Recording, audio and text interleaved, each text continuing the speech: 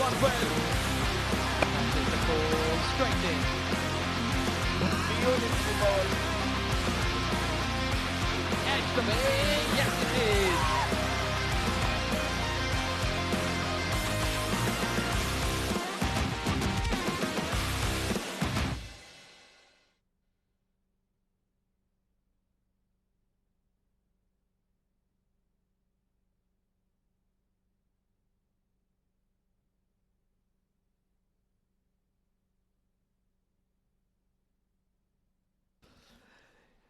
Day 3 and match 8 of the Oman D20 powered by Fancode. And it's that big match, Royal Oman Stallions versus Muscat Thunderers. That's the match that you were waiting for. Two champion sides looking to lock horns, and there is nothing short of entertainment that you're going to be getting. It's live visuals from the Oman Cricket Academy Turf 1. We'll not waste any time whatsoever. Amin Wagle down with the toss.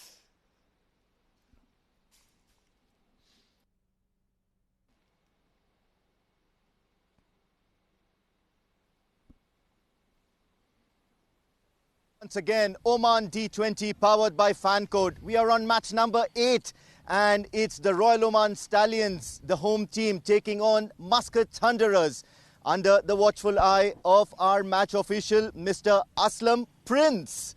And home team captain, Royal Oman Stallions, Vinayak Shukla, has the coin in hand. Muscat Thunderers captain, Jatinder Singh.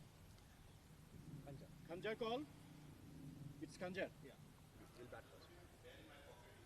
All right, so the toss going your way yet again. What would you like to do, Jatinder? Yeah, we would like to bat first.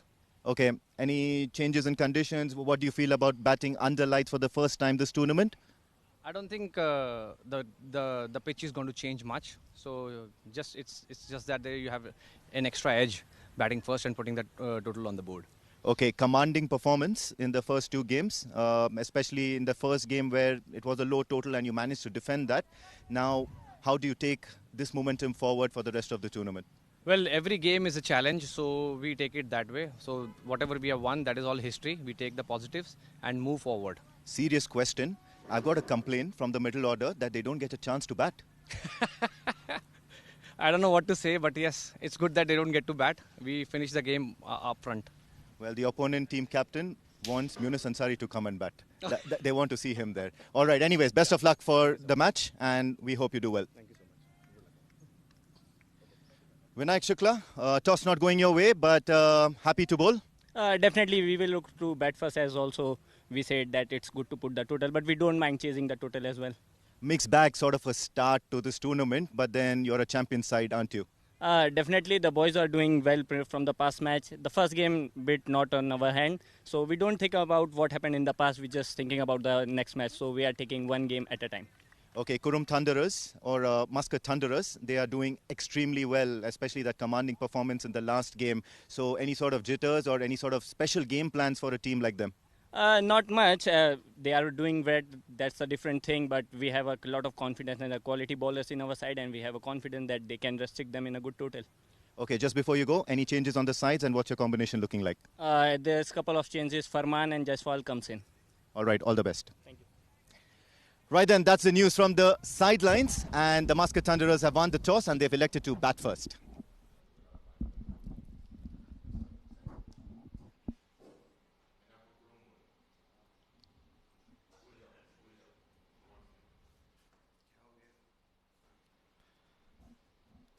Elected to bat first, why not?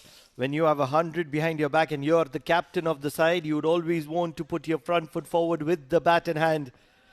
Alongside me, it is the senior statesman, a man who has a lot of experience in the comm box. How are you doing, bro? Good evening, Pranav. All good.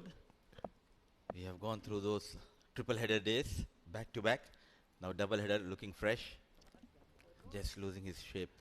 And I think the reason Jatinder opted to bat first, yes, rightly said by you that he got those runs, but it again, looking at the surface, Pranav, there was quite a few visible cracks I saw during the pitch report, and as the day progresses, it might open up a bit and the spinners, they'll come into play. As we have seen The first game, Usman Ali and Aryan Bish in the second innings, they shared 7 wickets between them. And that might be the reason Jatinder opted to bat first. Post 150, 160, and you're always in for a good game. Oh, what a delivery, taking thick outside edge. Off the mark, Jatinder Singh off the mark, thunderous. And what about the dew? Will the dew play a factor there? In my understanding, probably a little bit of dew. Windy conditions, the climate is completely different. It's not too hot and humid. So, time will tell, but as of now, conditions are quite suitable to bat first, and if it stays the same, then it will be easy for the spinners to grip and get that extra purchase from the surface. It's going to be an interesting match. Two champion sides. It's the royal contest. Two royal sides. Muscat Thunderers, Royal Oman Stallions. Both of them love to get in competition with one another. They're two sides that are premium sides. They're one of the top sides in this competition. Starts off with a single there. Ashish Odedra. Oh, they're pushing for the second. This is very good running. Ashish Odedra, not a big hitter of the ball, but with this kind of athleticism, he makes it count. I like the way he pushed his captain, calling him for the second run. Usually very slow between the wickets. They are up against Royal Oman Stallions. Every run matters. Came out with a positive frame of mind. Off the mark with a couple of runs. The royal contest. One team in purple, one in blue. Inside edge, and they're going to scamper for a single. This is what you get when two good sides are playing with one another. There's a lot of singles. They're always looking to be busy. They're looking to take the game on. And then there will be big shots. And that's where there is a difference between a side like a Muscat Thunderers or probably Royal Oman Stallions and an IAS at the moment. They're looking to play big shots and too many big shots. And hence, there are a lot of dot balls.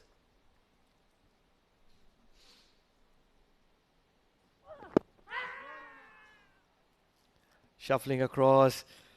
Could have been very interesting. Probably the impact outside the off stump. Maybe there could be an inside edge as well. But when it is Jatinder, he's riding the luck on his sleeve. He has the luck on his side. Probably impacting outside the off stump. Maybe probably sliding down as well. He was far down track as well. So that's a point of contention as well. So many things in favor of Jatinder here. He's such a class batter. Even everyone watching at home, they might be praying, okay, now this man, he needs to stay. Umpire, please don't raise your finger. So he has the prayers on his side as well. Quick single, a little bit of a misfield. Very unlikely. Royal Oman Stallions. It was treat to watch the way he get those runs. Yesterday, I clearly remember at one stage he was run a ball 15. Then after that he shifted his gears and got that brilliant 100. Talking about Saad Baggar, that's the man on your screen. When he came into this level, he was very lethargic in the field, and all of a sudden, the run out which he encountered in the previous game from long off, a direct hit, incredible. Transformation is the need of the hour. What a delivery. Hasnain beating the outside edge of Ashish Odedra. First over done, 5 for none.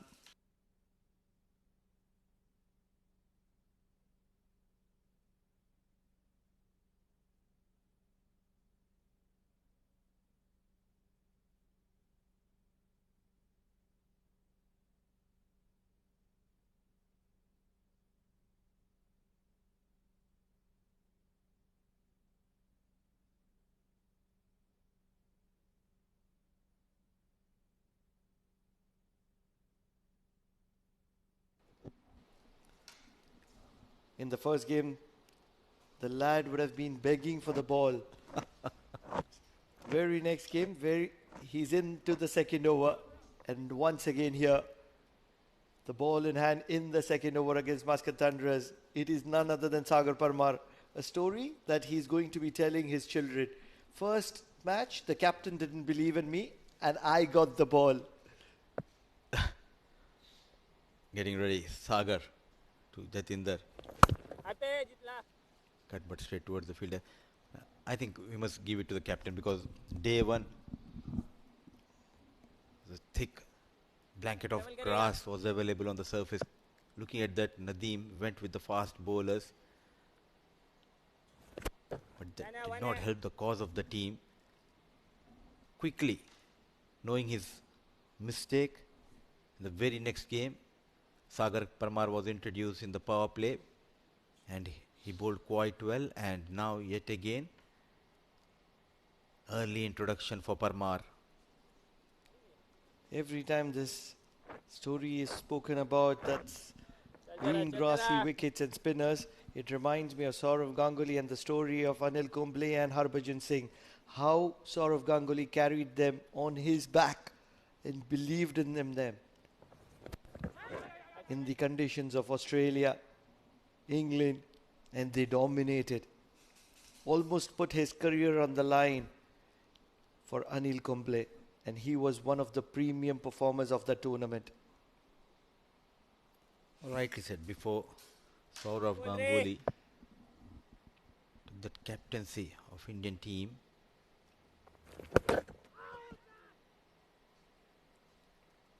Looking to manufacture something there.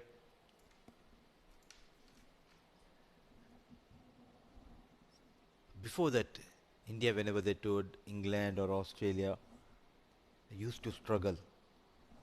But once Saurav Ganguly took the charge,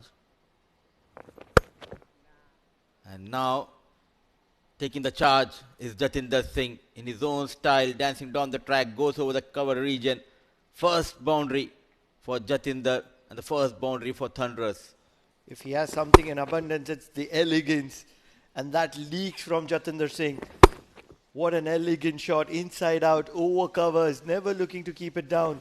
And that's what makes him very special, very clear in the mind what he wants to do. An execution just close to perfection. Yeah. 6 runs from the first over of Sagar Parmar. 2 overs done, 11 for none.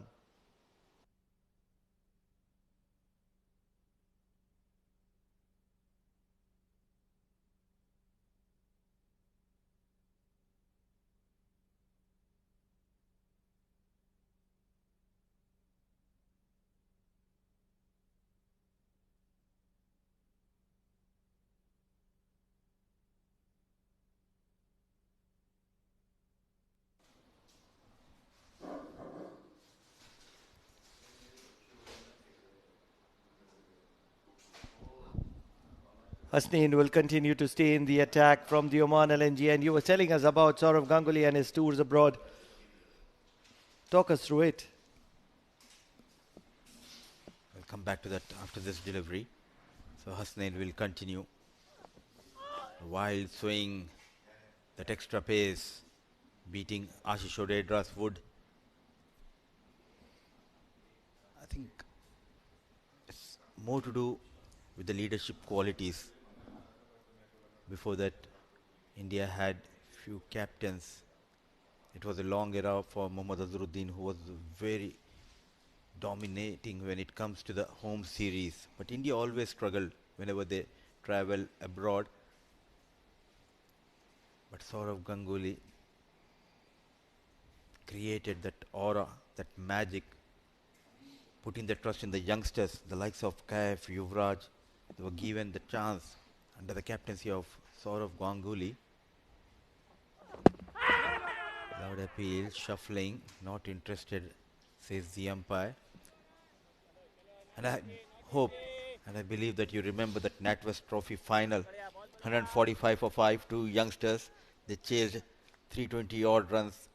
If anyone doesn't remember it, they have to stop watching cricket. Point blank. Almost 23, 24 years gone, but still whenever we talk about that game. Sliding down the leg side. That's a good decision from the umpire.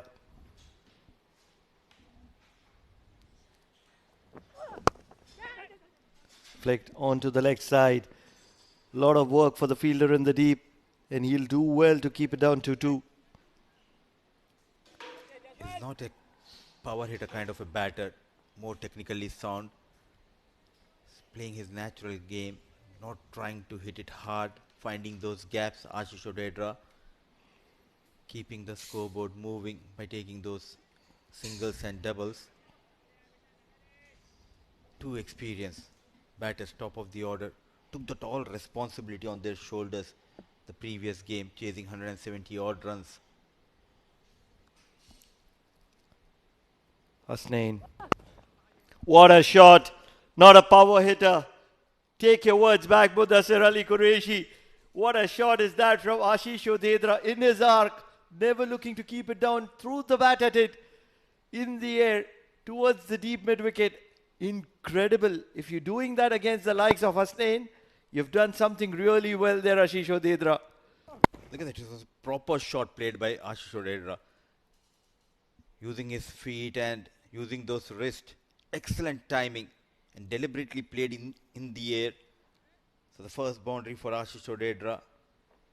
And he's targeting Hasnain, the premier fast bowler of Royal Oman Stallions.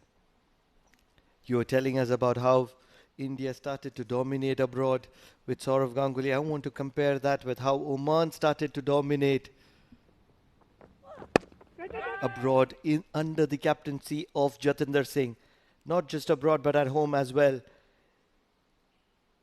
Just probably less than a year ago, Jatinder Singh was appointed as the captain of Oman, and he was courageous enough to have bowling wickets. Something that no other captain or no player in Oman would have even thought about. I've never seen bowling wickets.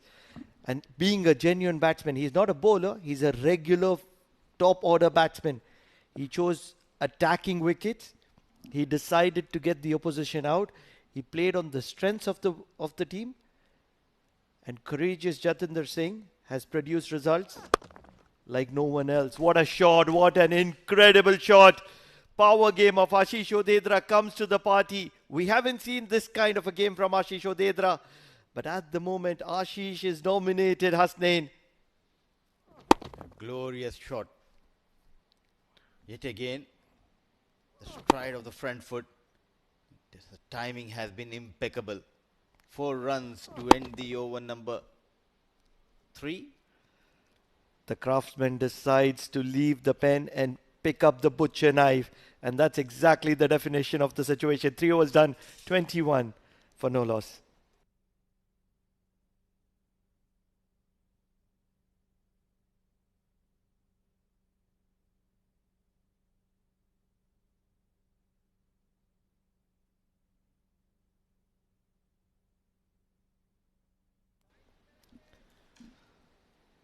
Need of the hours, the experience, and Mohammad Nadeem comes into the attack from the Oman tail end.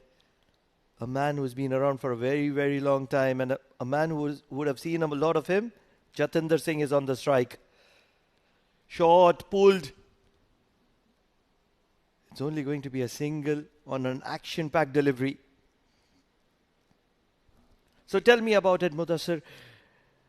You've been following the Oman cricket for a very, very long time now.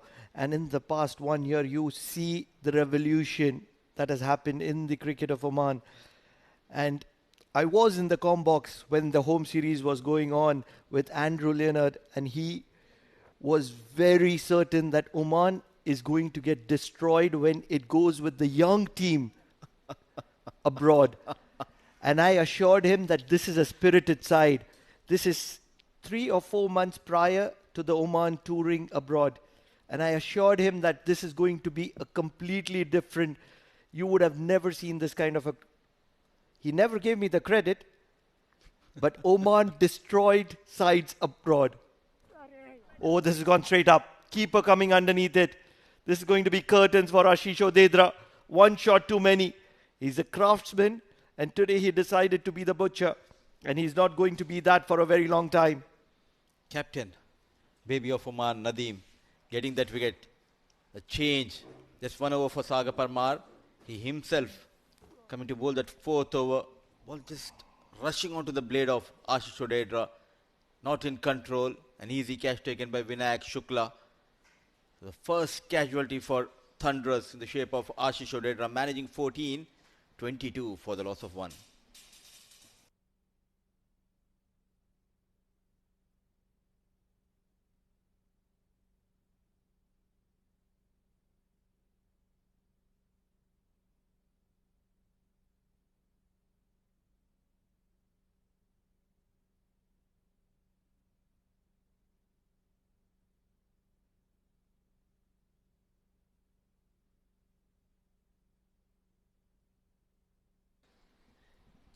In comes Aman Khan.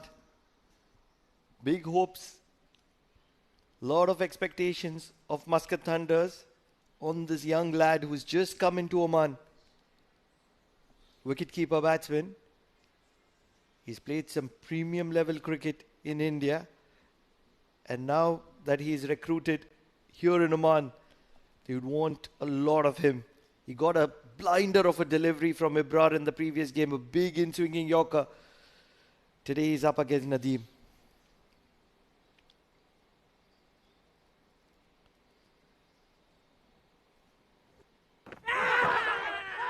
Not short enough to pull. Mohammad Nadeem has a big appeal. And that too, when they recruit Muscat Thunderers, someone like Aman Khan, it clearly shows he has the talent. Oh, hitting the box. Sharply coming into Aman Khan clearly shows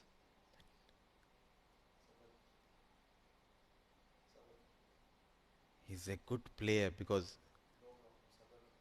if someone like Muscat Thunderers investing in a lad, it clearly shows he has the talent to perform at this level. In early days here in Oman for Aman, the slip comes into place. Backed offside field. Just 3 fielders towards the leg side, deep square leg outside the 30-yard circle, fine leg, and mid-on inside the 30-yard circle.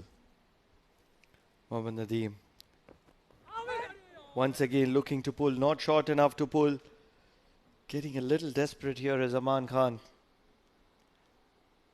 Coming back to our story, the reason why I went there is because Oman toured to countries like Namibia, Canada, the swinging conditions, the conditions where pacers are the dream. And they stuck with the likes of somebody like Shakil, somebody like Jay Odedra. And that's where they got the results. These are the players. They stuck to their strength. And that's where my point is. I was connecting it. They never went to alien options. Options with which were not tried and tested. Big shot, fielder trying to get underneath it, not really. The number 77 of Royal Oman Stallions and a ward. This could have been very interesting if it was a direct hit. And I like the term which you used, play to your strength. If you don't have those resources, then definitely you need to play to your strength. Forget about the conditions, rightly said by you. Especially when they traveled to US and no one gave them a chance to win a game on the tour. They came back home winning 3 games out of 4. Everyone performed, everyone chipped in. Samay Srivastava bowled quite well. Shakil and Nadeem was outstanding in the field, if you remember that catch. Pick up shot towards that leg side, in the air, fielder station. 1 run. We need at least 10-20 overs to finish this story, Pranav. So 4 overs done, 25 for the loss of 1.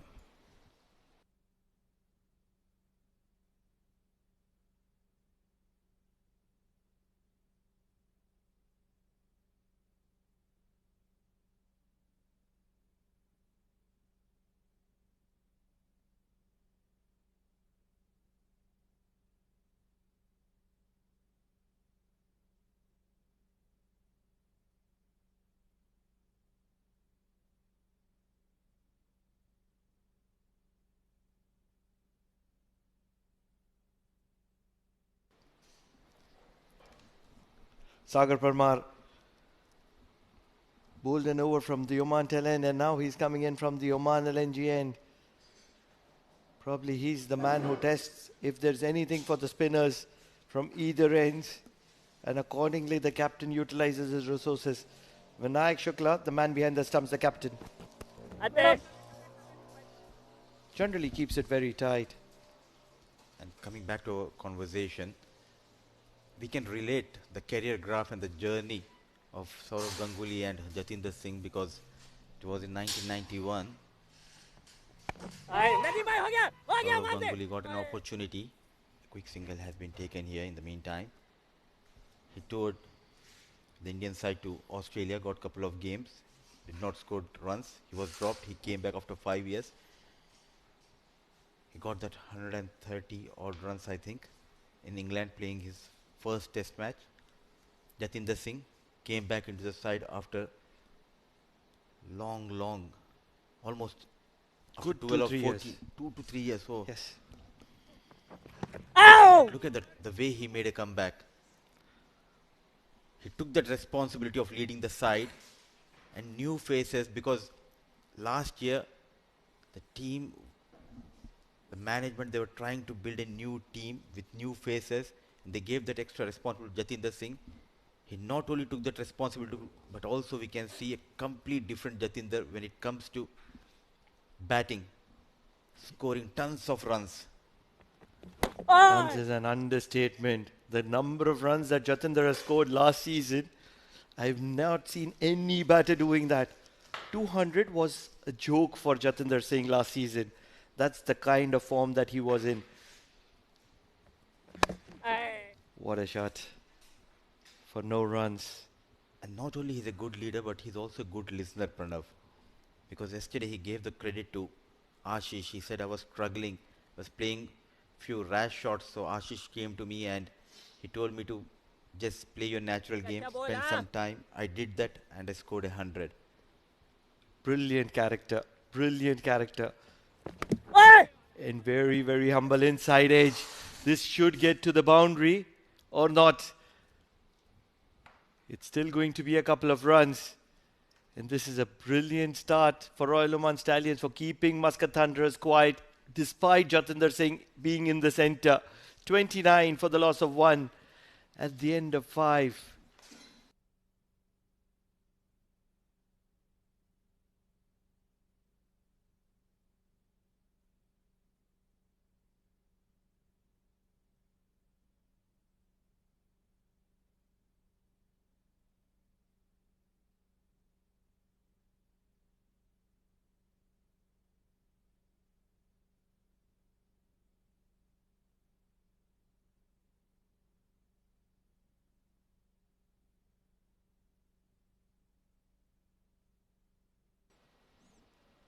Five overs done. Muscat Thunderers 29 for the loss of 1 wicket. This is Amin Wagle, and joining me in the com box is the senior Jamil Zaidi.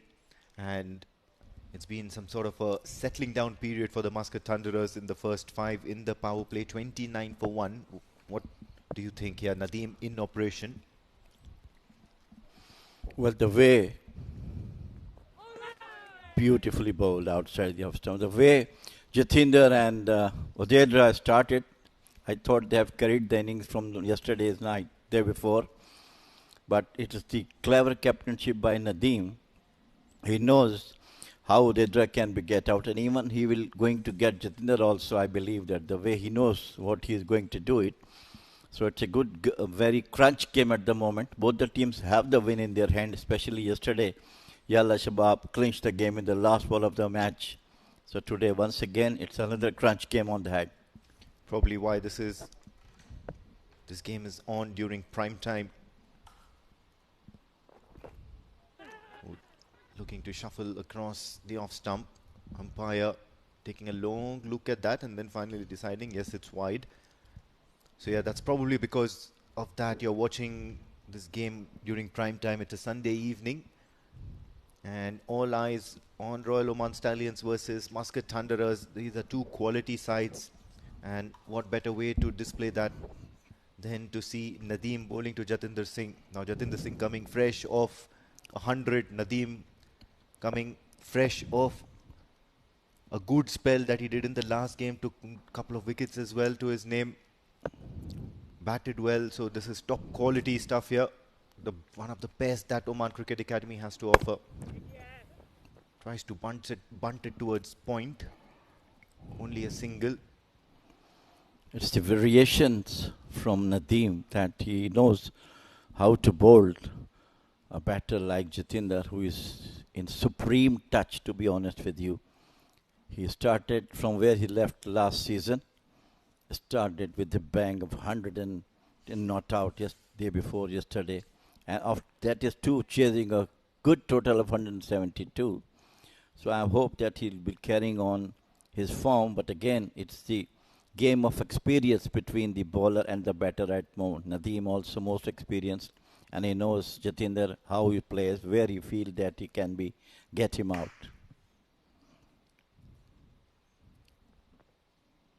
This time, good length delivery. Tries to drive it on the up. Couple of runs. Looking for that second, but I guess Jatinder Singh rightly refuses to do that. But sedate start as far as the Muscat Thunderers are concerned. Losing a wicket as well. Well, yes, now it does seem sedate, but then just rewind back a couple of overs. Nadeem was yet to bowl his first over, and the score has not progressed as much. Before the start of this particular over, Nadeem had 1 for 4 as his figure, so that means in that particular over just the 4 runs, and in the next over there was a good follow-up. Kept it tight. Look at that, looking to hoik it over mid-wicket. Unorthodox shots, and then at the same time Nadeem responding by providing a few unorthodox deliveries as well, making the batter think as to what his shot selection or what his choice is going to be.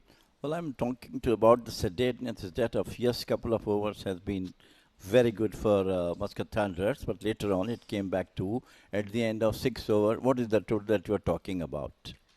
Yes, of course, normally one would wish that you keep striking at least around 8 to 10 runs and over, but then you need to give respect, or you need to give credit to the bowler as well. Nadeem in that first over just 4 runs and a wicket, and now if you notice it's just those 3 runs.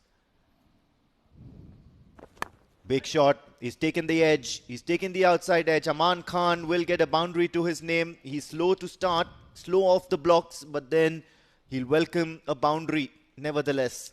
Well, that's the advantage of being the power player, that no player is there outside the circle. And anything outside the off stump, definitely batters got the edge, top edges, towards the third slip, over the wicket keeper's head. But anyhow, 4 runs has been added to the total. Yeah, finally realizing that it's nearly the end of power play and he would want to maximize that period as much as possible. Just one more delivery remaining in the power play and in this over from Nadeem. 7 runs of this over so far. Good length delivery. This time once again it's aerial and falling just short of the fielder at long on. So dangerous living, but then certainly it was there for the taking. End of the power play, end of over number 6, 38 for 1, Muscat Thunderers.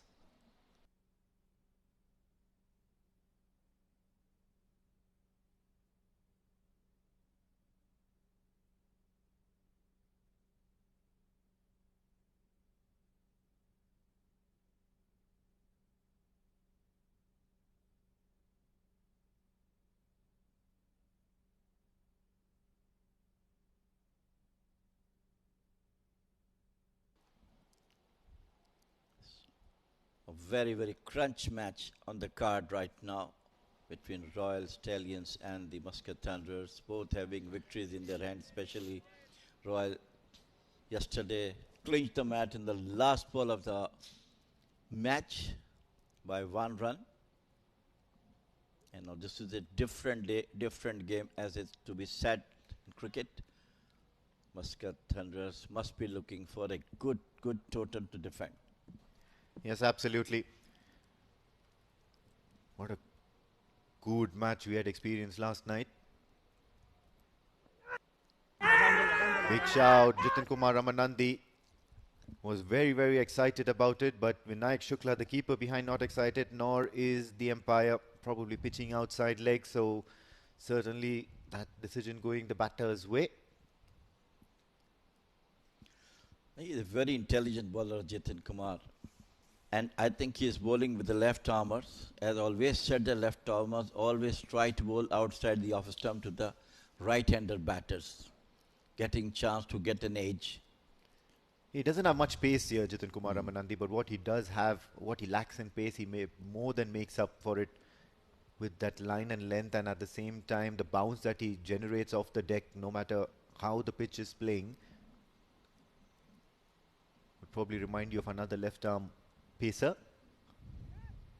from Pakistan. That was probably his strength.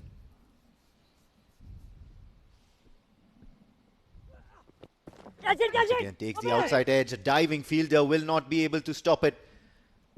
It's through, and it's some runs here for the bat of Jatinder.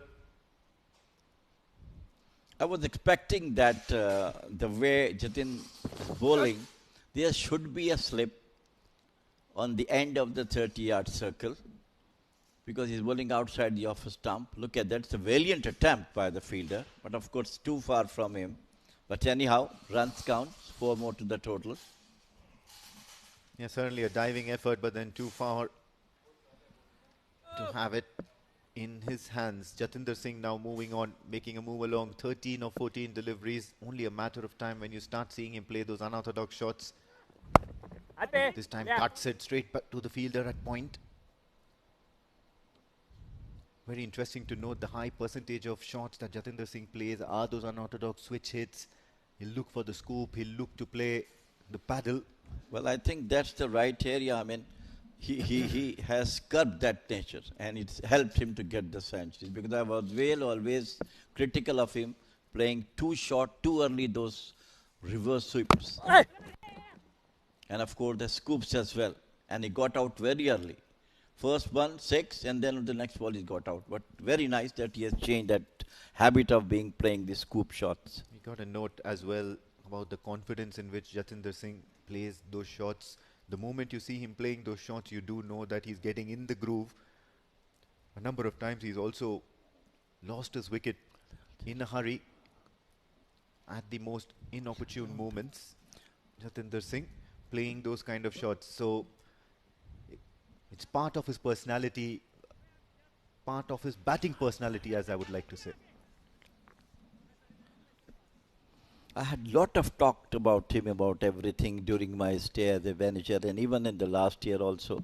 I all told him that why you were so much hurry in getting these scoop sweeps in the middle.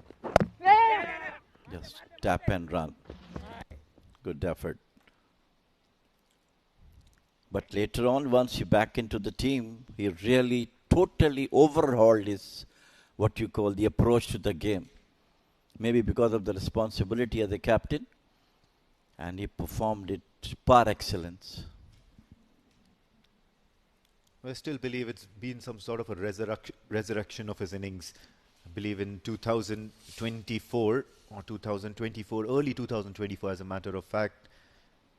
One of the D20 games, he ended up injured. It was a day game if I'm not mistaken. And after that, he just found it very hard to come by. He was a bit out of form. And then all of a sudden, things really changed. We'll discuss more on that. 7 overs gone. Muscat Thunderers 46 for the loss of 1.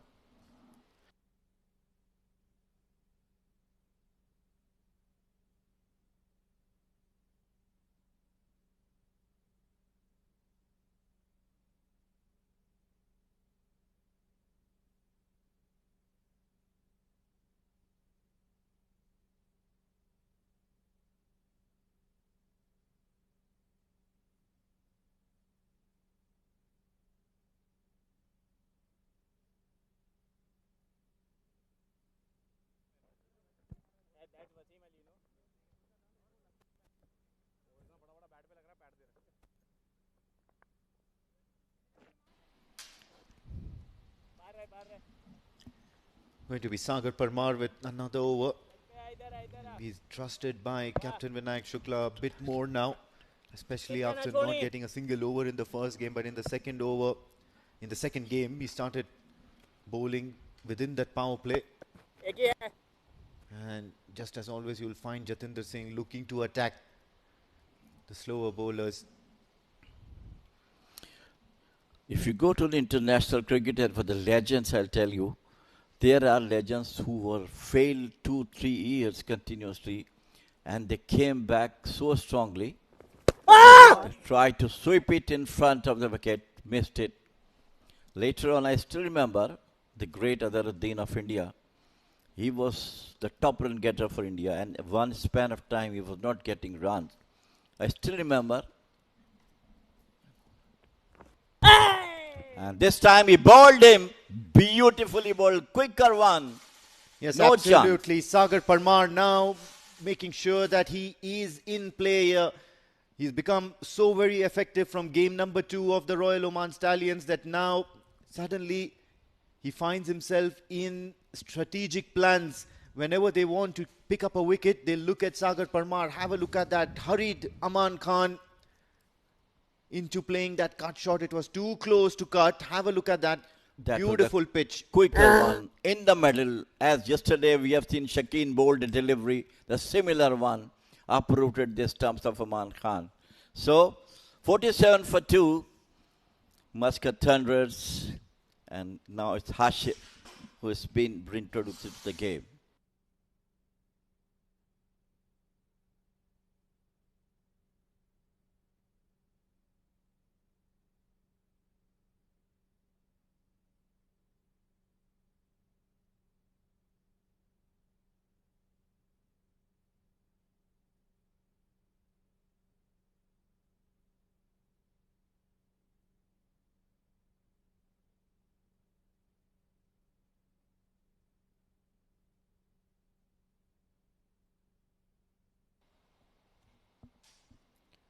Muscat Thunderers 47 for the loss of 2 wickets. They've just lost the wicket of Aman Khan, and sometime back it was Ashish Odedra who was done over by Mohammad Nadeem. And very important to note the contribution of Sagar Parmar in the whole scheme of things. 2.31 for 10. That means he's been absolutely miserly and now also has a wicket to boast. Bowling. He is similar to that of Shakil Ahmed, but slightly variation is different. He's a bit slower and sometimes make the quicker one. The last delivery which it was a quicker one, led the batsman to guess what to do in that one and uprooted the stumps. Yeah, very conventional left-arm spinner. Once again looking to attack the stumps, and due to the revolution and due to the fact that he's very slow in the air, you always expect that ball to take a little bit of deviation away from the right-hander, and that's what makes him very, very effective against the right-handers. Hashir Dafidar, just a couple of balls old out here in the middle. This time short, looks to cut, but the fielder is there. Jatinder stranded midway and then decides not to take the run. And just like that, it's been a very, very good over from Sagar Parmar. Just 1 run and a wicket. 8 gone, 47 for the loss of 2 Muscat Thunderers.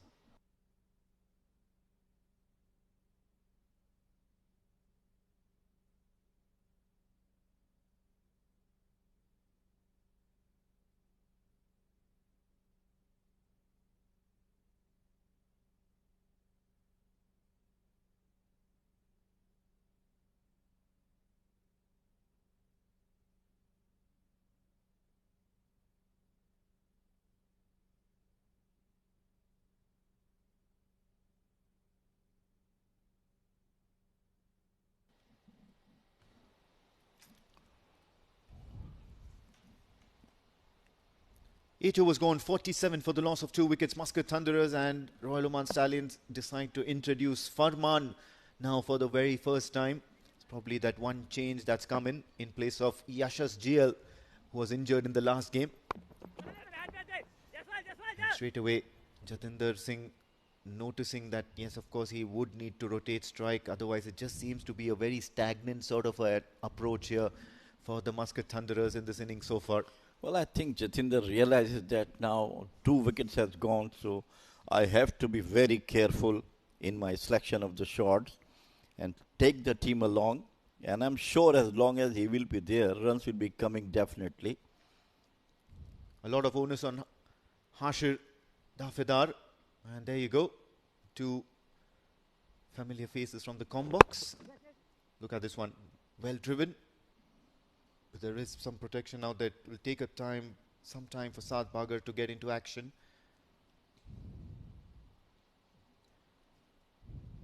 Hashid Hafidar. Right there, Pranav Mehta and Mudassir Ali Qureshi. They must have good relationship with the cameraman. Yeah, probably Yeah, a text or two to definitely. them. Bring me on camera. This time an inside edge. But they'll take that single. What I like from Jatinder Singh, he never, bowed down.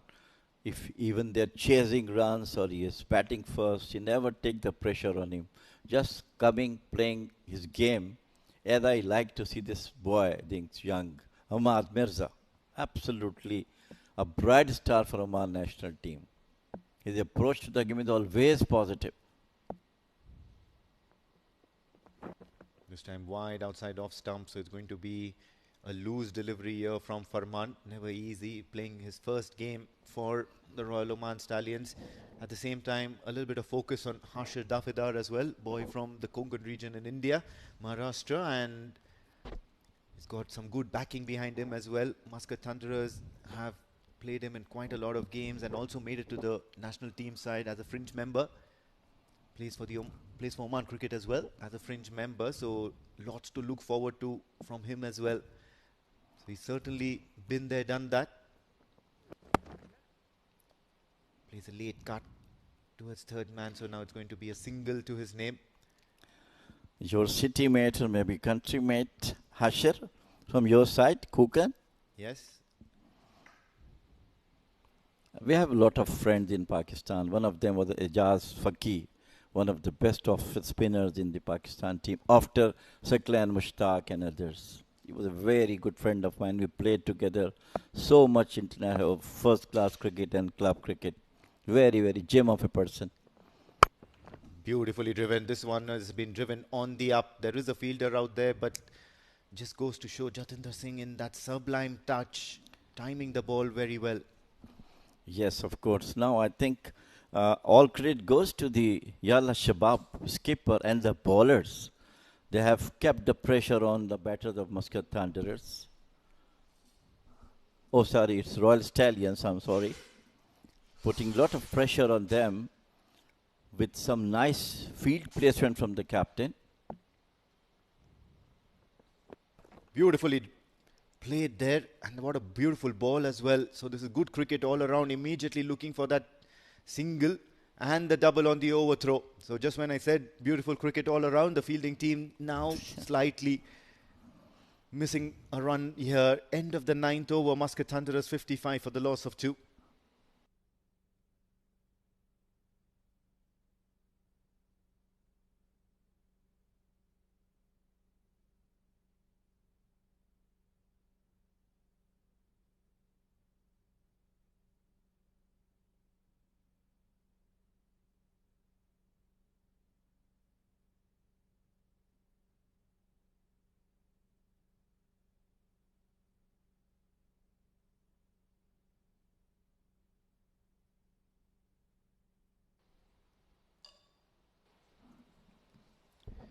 Nine overs gone, 55 for the loss of 2 wickets. Muscat Thunderers, and Jatinder Singh is still out there, the captain of Muscat Thunderers. Along with him, keeping him company, is Hashir Dafidar.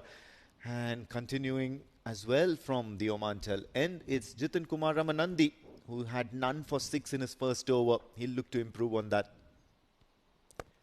Play towards the onside. Use of wrists there by Jatinder Singh. Only for a single though.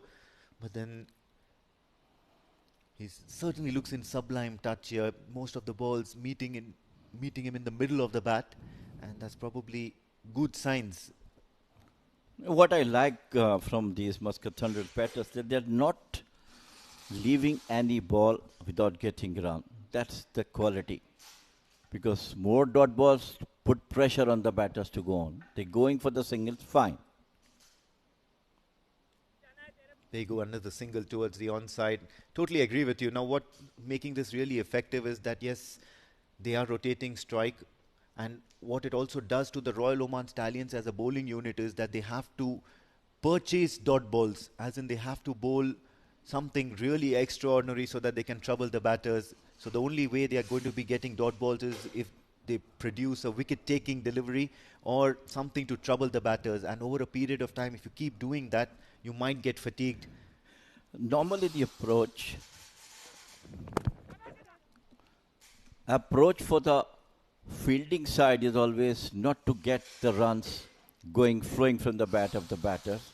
One run doesn't matter. If you bowl within the wickets, you will get single runs, not boundaries, which makes the difference in the runs. Just a game ago, when we were on a stint together, we did mention that this is some sort of a template that most of the teams are following this season. I'm new to the season right now at the moment, and I found it very strange that most of the teams are following this sort of template where they're going for just singles and doubles, trying to rotate strike, get their eye in, and then go for the big shots. Driven down the ground, look at that, calling for that single immediately. He knew how well he had hit it. He knew how softly he had driven it down the ground. Before reaching the fielder, he knew that he would be completing that single. So yeah, so there has to be some method or some sort of strategic approach that the teams are practicing and, you know, getting in their system. And Muscat Thunderers is a prime example of how to do it well, whereas some of the other teams who are trying to do it then falter, and then it's very difficult to come back from there. Well, I think I told you about that, the professionalism in the team. That makes the difference. Those team who has got experience, they definitely do have that in their mind template talking about. Once again, full toss, once again straight to the fielder. 5 ball, 5 runs. It's not bad at all, absolutely. In a normal game, at this stage, 5 balls, 5 runs, coming from 5 singles, and the last ball could be like a free hit or a, you know, an invitation for the batter on strike to go for that big shot, because that would be a very good bonus. A boundary would mean 9 runs, a 6 would mean 11 runs, and by all means, that's a fantastic result to have in an over, especially against a bowler of the likes of Jitan Kumar Ramanandi, who loves to keep it very, very economical. Very difficult to get runs off him. I'll tell you, the good coaches normally, once again, singles comes up. The good coaches always told their boys that, okay, fine, go for the singles. 1 dot ball you will get to get the boundaries. And end of over number 10, it is 61 for 2, Muscat Thunderers.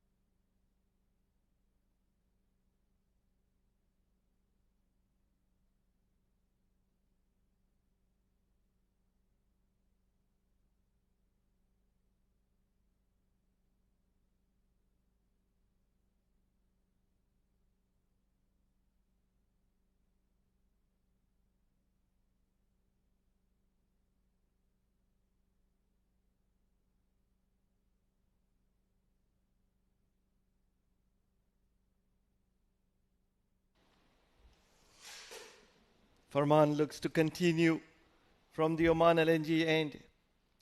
Looks like a very different kind of a bowler. Very skiddy, decently quick. A new addition to the Royal Oman Stallions. 61 for 2 in 10. They're looking to force the situation at the moment. Westfield should be a couple. Not really sure who the fielder was. Karan Sonavle, in my opinion. Yes, it was Karan Sonavle.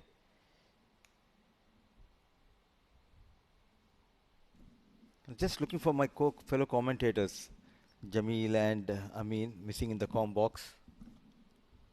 They've probably learnt a lesson and got to the stands to get a visual of themselves. Generally what happens, you need to be decently popular to get a visual.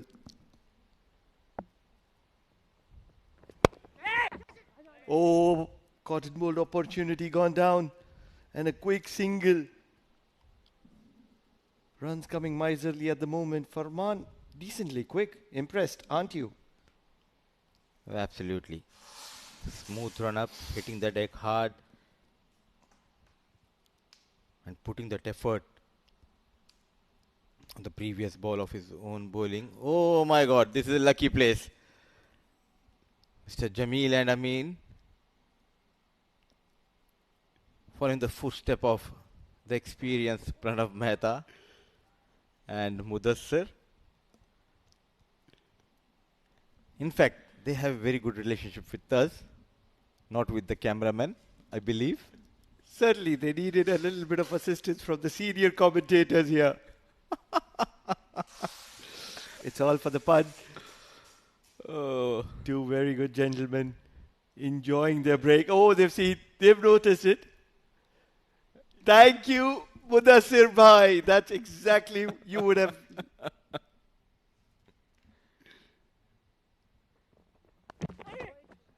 Quick, nippy, and runs on offer for Jatinder Singh.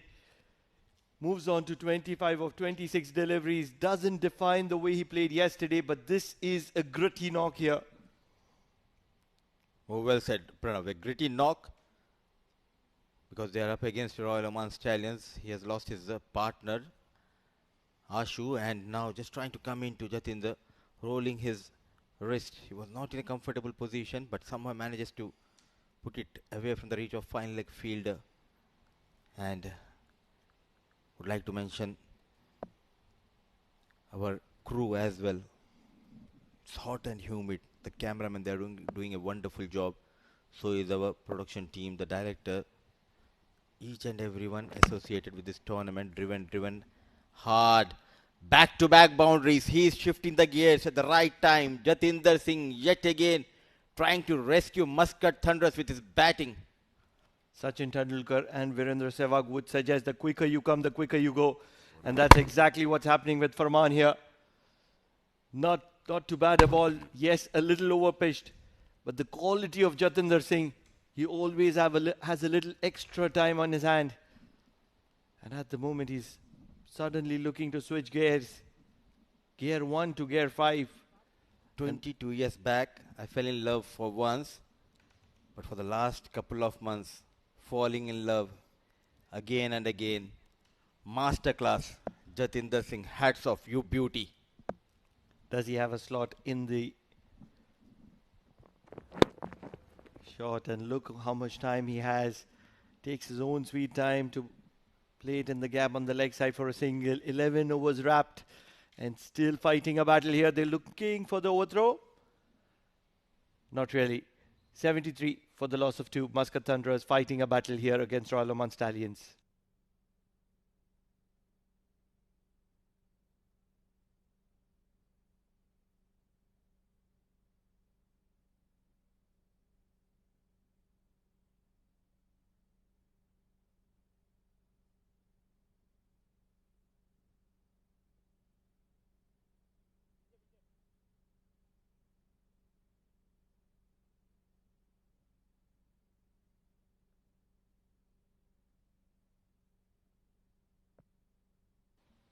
Jatinder Singh, a masterclass. Sagar Parmar cuts well. There's a little bit of work for the sweeper in the deep, and he does well to keep it down to 2. Covered a lot of ground in the deep. That is why we all love this man, Jatinder Singh, captain of Thunderers, the captain of Oman national side. Yet again rising to the occasion, but still long way to go in this game. What a ball. What a ball from Sagar Parmar. Can't believe he didn't get the ball in hand in the first game. But this is what makes Jatinder Singh special. 100 yesterday, not taking it for granted, grinding today to get his 32. Reverse sweep in the air, in the gap, and 4 more valuable runs. Jatinder Singh, you beauty. You're making it count here. Capitalizing on the form. One of the best players in the world when it comes to the reverse switch hit shot. I think the conversion rate when it comes to reverse switch shot for Jatinder, I think he's at the top. Because we have seen Kevin Peterson and other batters, but whenever he tries to play that shot, he makes sure he gets runs. The last time I saw him fail playing that shot at international level was way back in 2023 in Nepal against UAE. Batted beautifully, one fall shot, inside edge, and the team lost that game. And another thing is that he doesn't wear a transparent black shade to play it blindfolded like Kevin Peterson. You can smile all over it because Sagar Parmar is bowling a brilliant spell here. Just 16 runs despite Jatinder Singh having the better of him in this over. Jatinder Singh 36 of 31. Very, very special Jatinder Singh. Not able to make it count on this occasion. And look at that effort from Mohammad Nadeem. Very, very senior, yet very committed.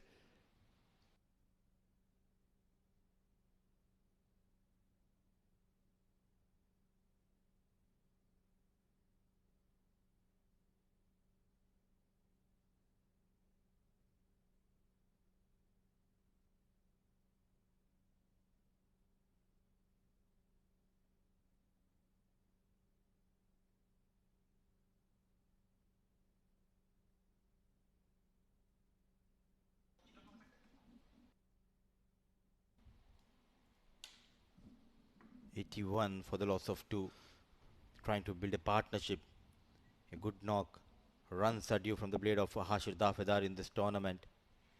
And Nadeem has brought him back into the attack, the captain. A single. Keep on rotating the strike. Look for those out boundaries. 140, 150 is a good total on this track. And this is exactly the story of Muscat Thunderers. If you see them on a normal day, Jatinder would have been 33 balls, 55, 60. And that's where the scoreboard would have read 12 overs, 100. So there's nothing different. It's just that Jatinder on a difficult wicket is grinding himself and making sure that he makes it count. Everything else remains the same. Oh, that's the cheekiest of dismissals. Two very experienced cricketers against one another. Mohammad Nadeem versus Jatinder Singh, and Mohammad Nadeem wins the battle on this occasion. Experience of Mohammad Nadeem, the captain, making a right change, getting himself into the attack. That initial shuffle, trying to play that scoop shot, following the batter, and tried to play towards that third man reach at the last minute. Made a mistake, an easy catch taken by the wicket keeper. The century in the previous game, the captain Jatinder Singh departs. A gritty knock of 37 of 34 balls, 82 for the loss of 3.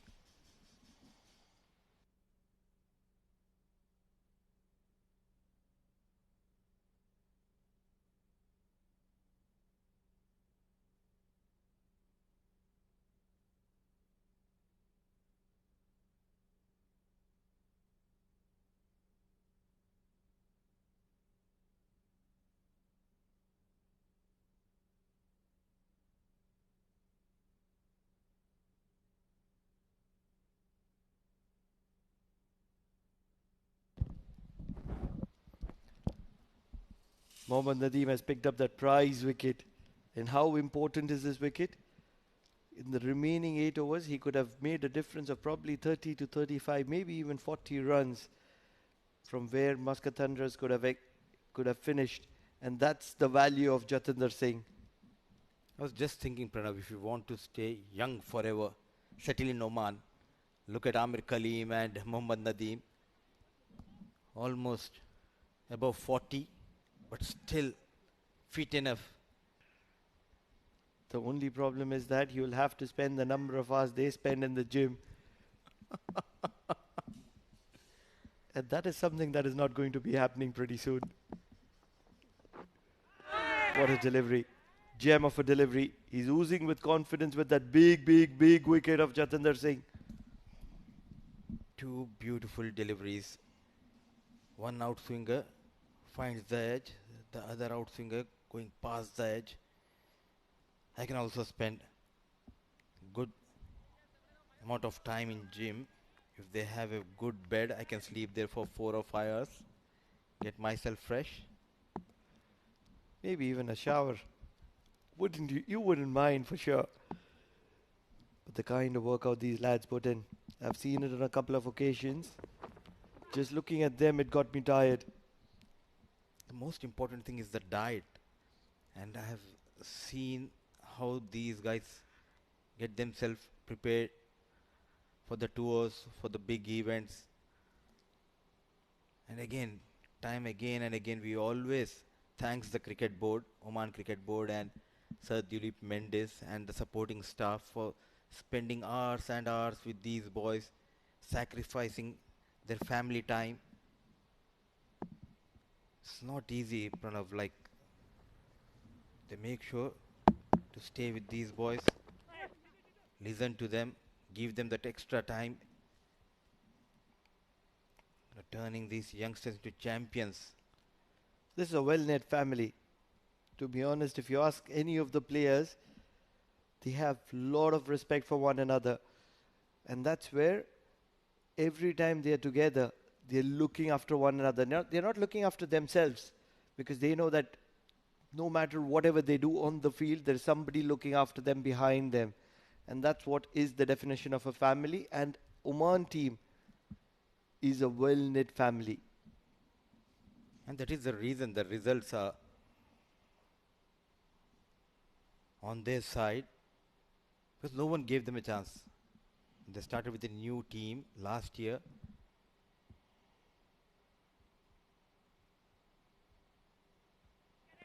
What an over. Couple of runs. Got that big wicket off for Jatinder Singh. Beautifully bowled by Nadeem. 13 gone, 83 for the loss of 3.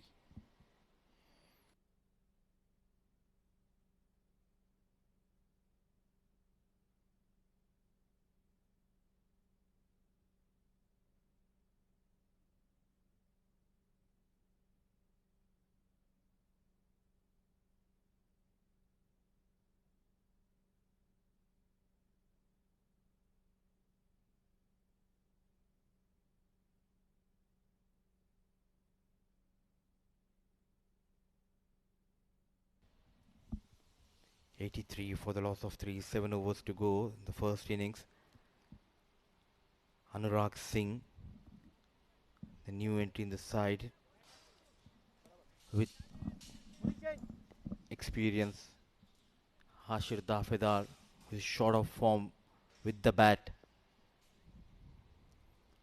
They need to get going here. 7 overs left. They need to get to 150. They have to start right here. Excellent start to the over. And also there is a good learning lesson if you follow Oman team. They do have that, to say that never say die attitude.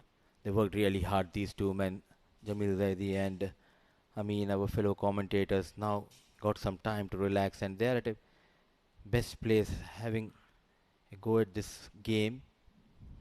Enjoying themselves. Enjoying that valuable break. It's very exhausting. Not a lot of people would understand that it's not easy to be talking on the mic for a very long time. And especially at the age of Jamil sir.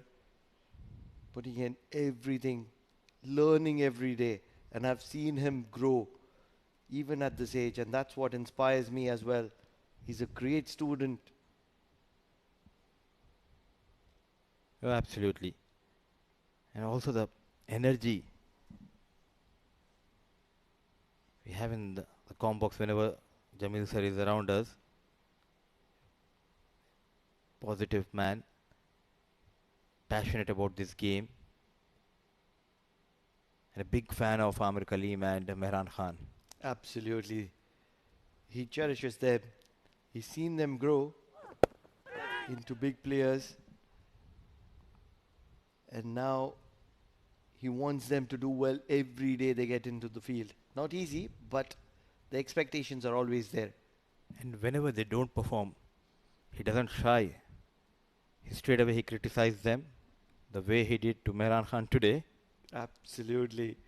Fire. It resembles to that comment of Sunil Gavaskar to Rishabh Pant. Rishabh Pant, yes. Stupid, stupid, stupid. It made headlines. So hopefully tomorrow. Oh, brilliant delivery. That extra bounce, hitting the deck hard, that rise.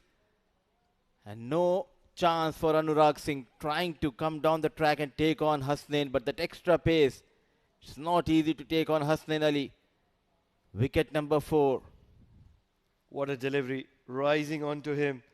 No chance whatsoever. Made him look very ordinary. And there's not much that he could have done.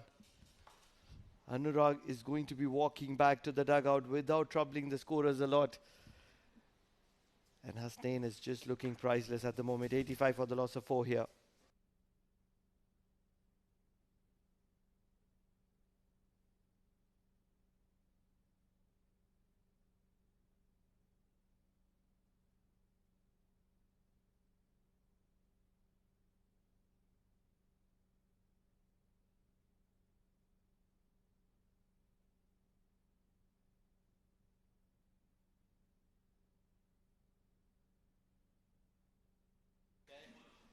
In walks Sandeep Gaur, one of the senior statesmen of the Muscat Thunderers, one of the most experienced players, a perfect all-rounder in my eye, an excellent fielder.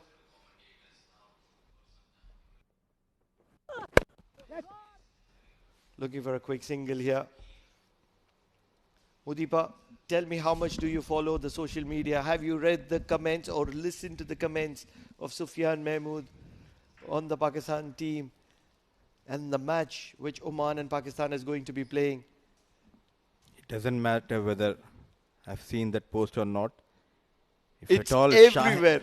If at all Shaheen watch that post, he might come hard at Sufyan Mahmood for sure. It's a banter. That's what we like. Good competitive cricket, and that's exactly what the young lads are looking at. Fended well. We'll come back to that. We'll talk more about it. The world is talking about it. 14 overs done. 86 for the loss of 4.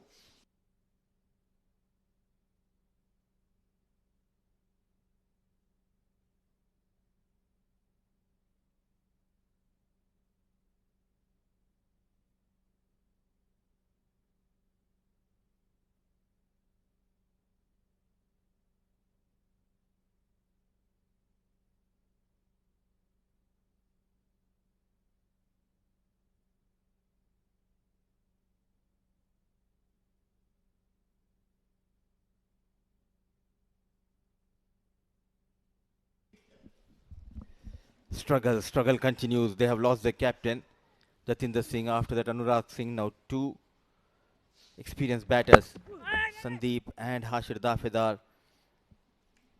What kind of total they want to post from here, Pranav? 6 overs left. Struggle continues here. Boundaries are hard to come.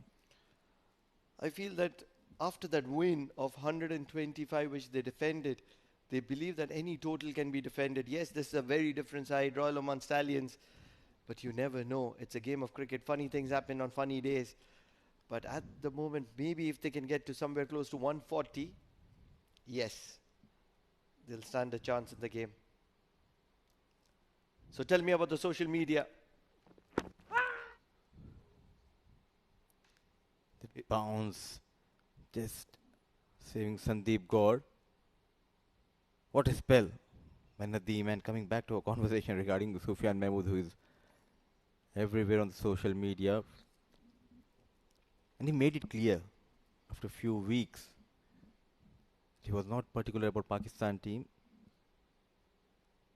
because they are going for Asia Cup, just not for time pass. They just want to win the games, and that kind of positive frame of mind you need to have when you're heading towards a big tournament.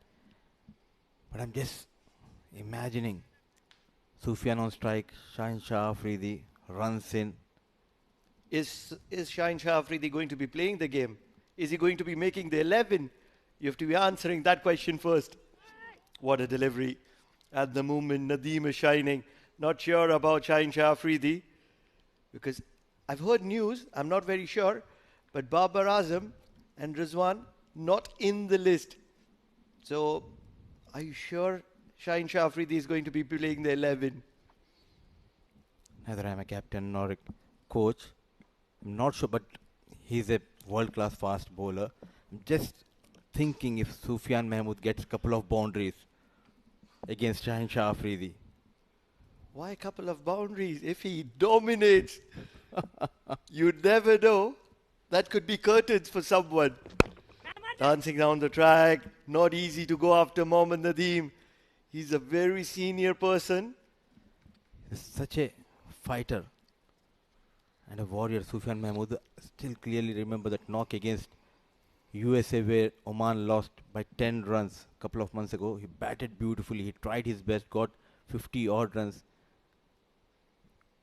He's a genuine all-rounder who can get you wickets, who can get you those runs, who can hit those maximums.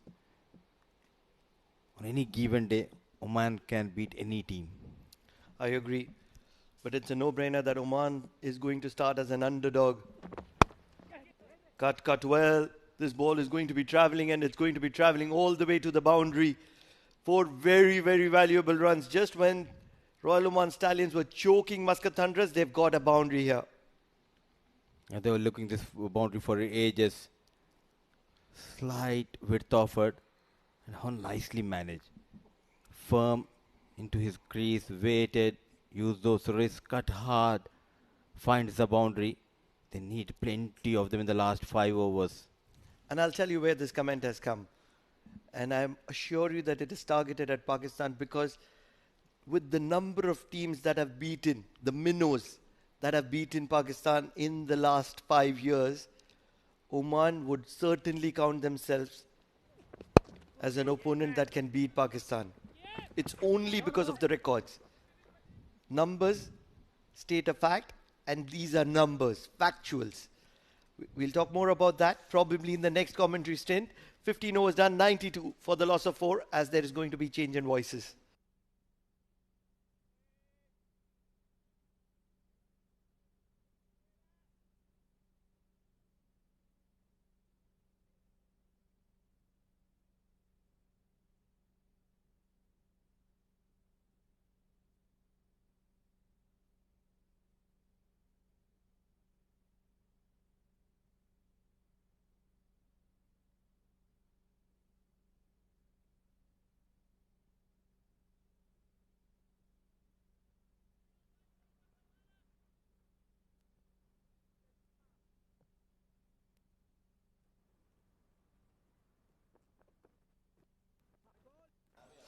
"15 overs and Muscat Thunderers 92 for the loss of 4 wickets. Farman now with that zippy pace starts off with a wide, but certainly impressed with the way he's getting a little bit of that extra pace and bounce from the pitch.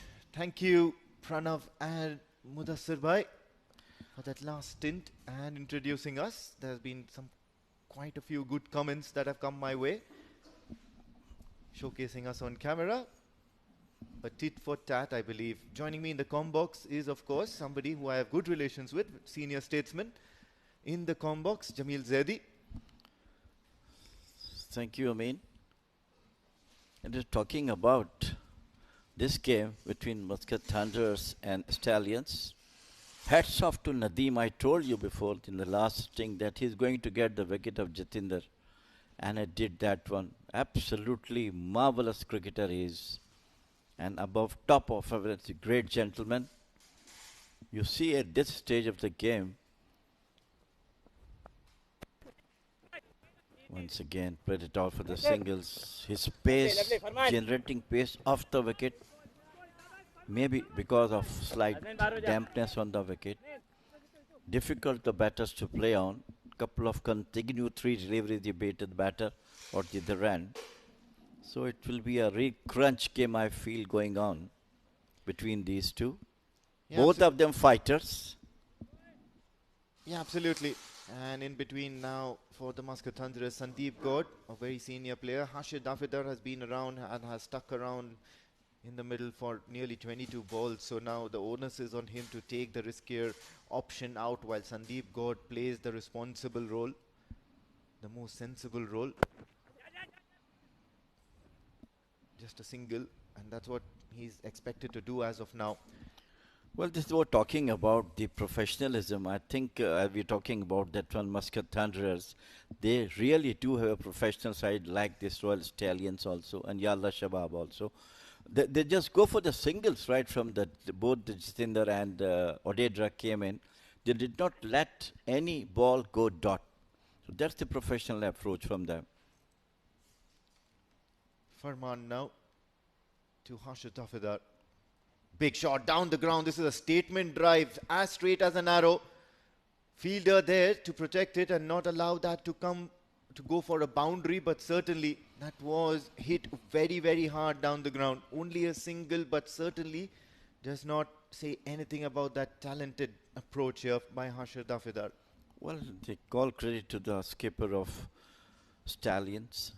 He has placed the fielders. It's not letting boundaries to go without any effort from the fielders. This time towards mid-off, diving effort from Junaid Khan. It's only going to be a single, but then absolutely agree with that. The fielders have been strategically placed for Hashir Dafidar. They have a long on and a long off, so they probably have a ploy or a strategy of bowling in that slot or in that region for him where he has no other option but to play it in front of the wicket. Whereas for Sandeep Gaud, they do know and they are well aware of his strengths. So you have fielders on square of the wicket as well as the fielders in front of the wicket are inside the circle.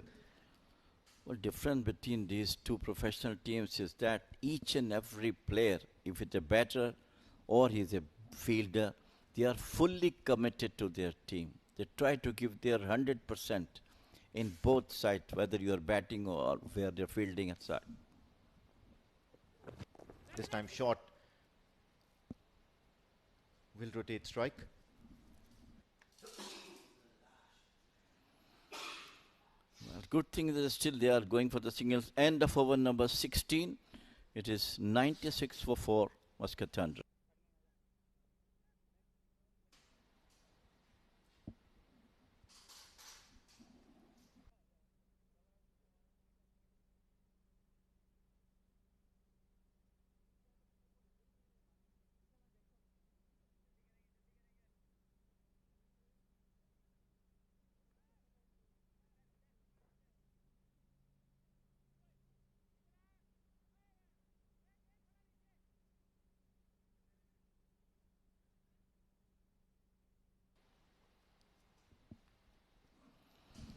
Looking for some hard work to be done by the batters from Muscat Thunderers. Driven, punched off the back foot rather. He's still hanging around there. Hashir Dafidar, 24 deliveries and 21. So it's just a question of when do you switch gears here? Or is it going to be Hashir Dafidar or is it going to be Sandeep Gaud?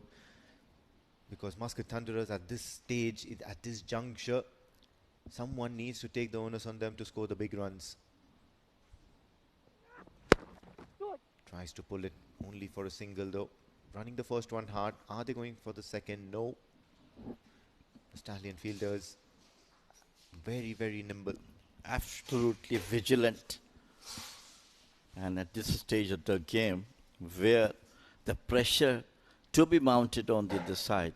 That is the 100 for Muscat Thunderers with that single. And as you correctly said, someone has to come and do some firework to get at least the, what you call a suitable total of 150 around, which seems to be difficult at this moment. Good delivery. Change of pace, but hitting the deck hard, so the ball hurries off once it takes the pitch off the surface, and Jitin Kumar Ramanandi is very wily. Loves to operate in these tough overs, bowls all the difficult overs, and look at those figures right now, 0 for 14, and he's bowling his third over. Another good over over here, and he would have done the trick here for Royal Oman Stallions. Tries to be a little innovative, Harshad Dafedar, so certainly the onus is on him. He must have gotten the message that you need to accelerate. Well, of course, yes, someone has to do it, but only thing is that how nicely the bowlers of Stallions are doing their job, just keeping the ball slightly short of the length, and the two fielders outside the ground having some help from the fielders. Yeah, that was Yashas GL who got injured in the previous game. Very, very handy bowler for Royal Oman Stallions, played wonderfully well. Oh, look at that. Brings in the big slog over mid-wicket. Not connecting. That's the frustration. I mean, I'll tell you, the runs are not coming. So they are trying to get something, and something like that has to be done. Because if they go for the singles, they won't be able to reach that target we're talking about in 30-40. Right, then what are the options? Long on, and then you have the person at cow corner, you've got a person at deep square leg. Yes, this time he looks to do it towards cow corner, but the fielder is settling underneath it. And it's going to be a well-deserved wicket for Jitin Ramanandi because he's created that pressure, he built that pressure and allowed the batters to make the mistake. Sandeep God is the casualty for Muscat Thunderers. At the stroke of 17 overs, Muscat Thunderers have lost their fifth. Well, this is the best one who's trying to do that. When I was talking about it, the pressure is mounting on him, and finally he tried to do something, but finally gave away his wicket. So, wicket number 5 has gone. 17 overs have been done.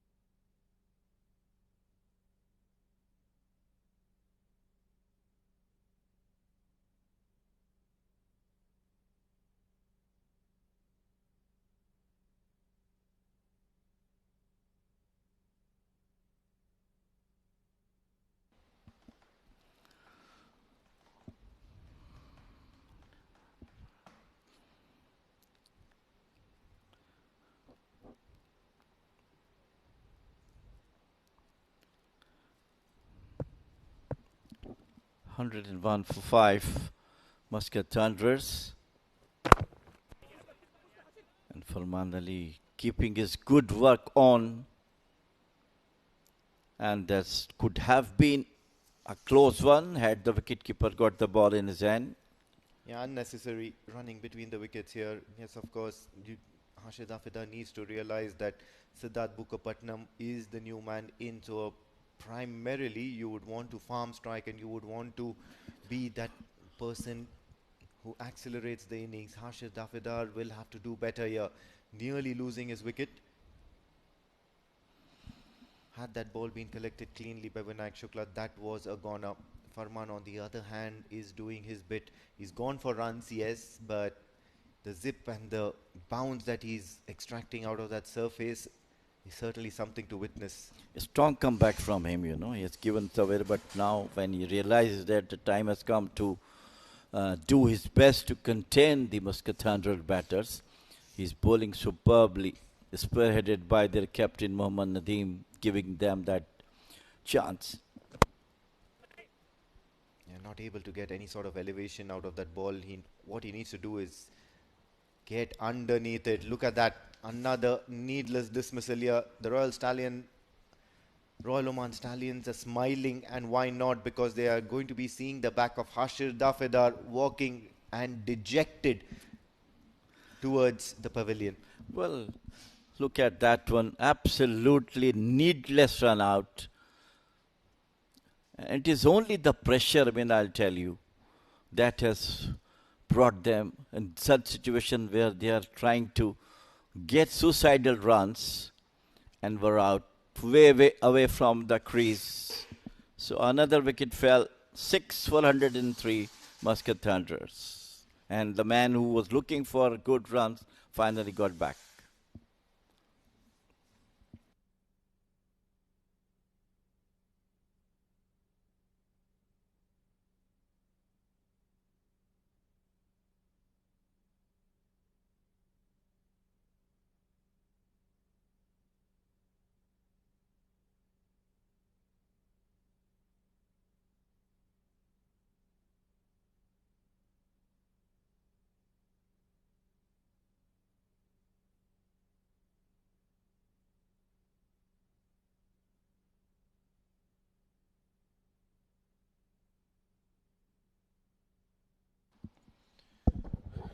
Needless run out. That's definitely the pressure on the batters to score runs, because the other batters did not come up to the expectations as they used to be. It was tremendous bowling and fielding from Stallions, that not giving them chance to come up to them. Absolutely brilliant, outstanding work from both the Stallions bowlers and the fielders. 17.2, 104 for the loss of 6 wicket. Muscat Thunderers are looking a spot of bother. Leg pies, most probably.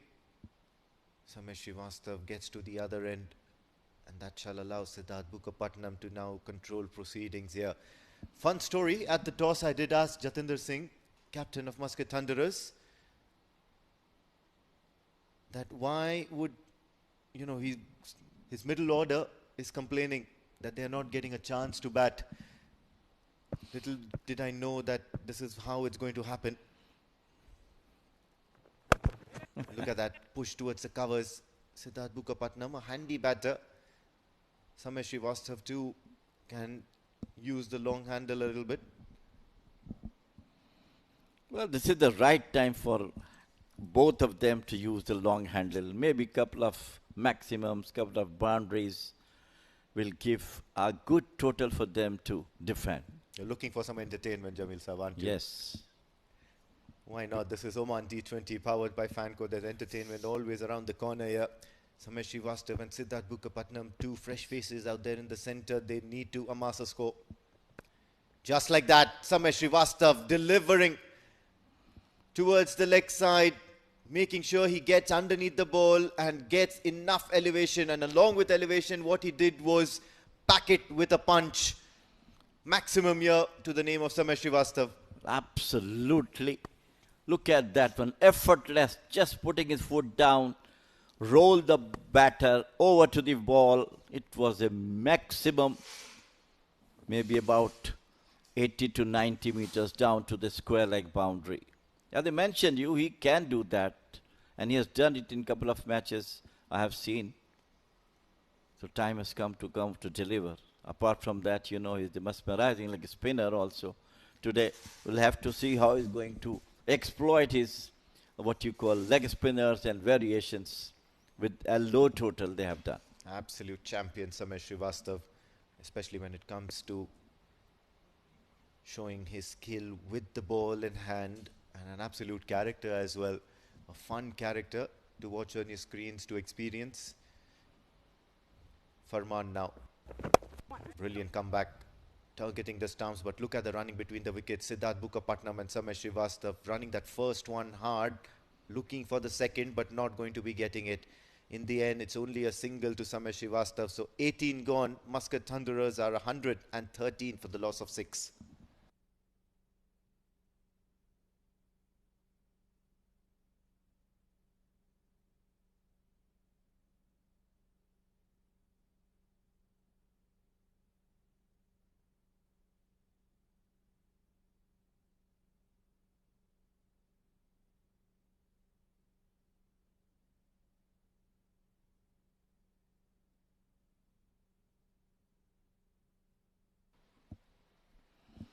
Two overs, 12 legal deliveries to go, and we have to see how much runs this Muscat Thunderers will get in these 12 legal deliveries, which Samir looks to be going for the runs. Jitan Kumar Ramanandi with the ball in hand.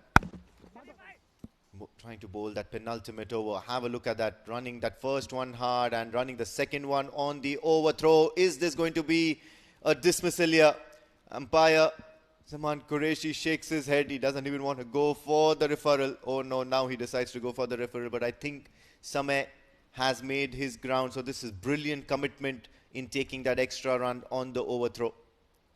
He looks to be quite confident that he is very much home. And that approach should have been there. Look at that one. The ball came in. It's still not in the hands of the wicketkeeper. Well, I think it looks to be same, but we'll have to wait the third umpire's decision. Yeah, well, absolutely safe here. Samesh Srivastav knew it. Umpire Zaman Qureshi knew it. Only Vinayak Shukla was not aware of it because he was probably paying attention to affecting that run out. That should be the approach for the batters, to drag the bat, not to keep it to there. That saved them safe. Yeah, well, I don't know what more could have Samesh Srivastav done. He literally dived for his life out there, Samesh Srivastav. That's good. That's good approach. Very good approach. Absolutely. Brilliant commitment. Samesh Srivastav pulling in the drive. Who looks for that slog. Shot towards mid-wicket. Only a single. Now Siddharth Mukherjee. He'll have to hit one or two maximums here. There you go. ITW representative. The big boss, Ashley, along with another big boss. No comments from my side. Big show, Mudassir Ali Qureshi. Always a character in the commentary box. Siddharth Mukherjee now works it away for a single, runs that first one hard. Look at that commitment, reaching out to the crease, forcing an error out of the fielder, hurrying the fielder and taking them on. And a couple of runs here, 3 balls, 5 runs, and this is how you take on the fielders. Muscat Thunderers are showing some clinical batting, clinical display of running between the wickets and batting. Absolutely, yes. Clinical and professional approach. We're talking about this, and they are the last couple of batters remains, but their commitment is sky high. They want their team to get once again a good, decent total to defend, and that should be the approach.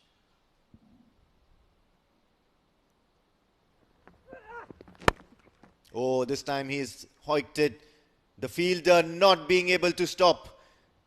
Neither stop, neither catch. But what's going to happen is that it's going to end with a boundary to the name of Siddharth Mukherjee and Muscat Thunderers, and they really wouldn't mind it, taking their score to 122. Well, I think these are the bonus runs that has been scored by these two. It was too difficult one, but he tried his best. Valiant attempt. But of course, it was too far from him. Yeah, and this is why Oman D20 powered by Fancode is such a great, great tournament. Everyone giving it their best. It's a domestic tournament, make no mistake, but all the players giving it their 100% or even 200 if there's something like this. Well, not to forget the efforts and the what you call experience of our cameramen and are doing great job, especially for the replays and those mighty sixes that is going, just catching the ball, how it's going outside the ground. Great work. Oh, this time tries a little cheeky, Siddharth Bukapatnam. However cheeky it may be, the result is in favor of Siddharth Prasad Bukapatnam. 130 now with that boundary, or rather 126 now to end that 19th over. 19 gone, 126 for the loss of 6 Muscat Thunderers. Have a look at that shot. Well, it's just coming over to the office stump nicely. Improvisation over to the fine leg boundary. No one there. Invaluable runs for Muscat Thunderers.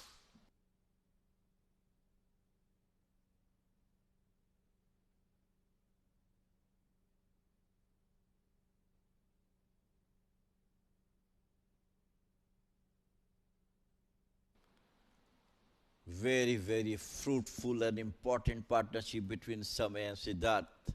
Both on 11, on 5 deliveries they have faced. Cameo knock from them so far.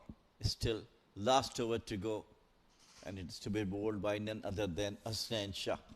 Finally got to see a decent cameo, Jamil Saab. 11 of 5 for both Samay and Siddharth Prasad Bukapatnam. Hasnain has been given the responsibility for the last over. Full toss, works it away towards the onside, running the first one hard, taking on the fielder. Look at that effort there by both the batters. This is class cricket from Muscat Thunderers. Have a look at that. Both absolutely top-notch athletes, immediately removing gloves, looking to tie his shoelaces so that they can grab a breath or two, while Royal Oman Stallions adjust their field. Look at that running between the wickets. Onto it in a flash.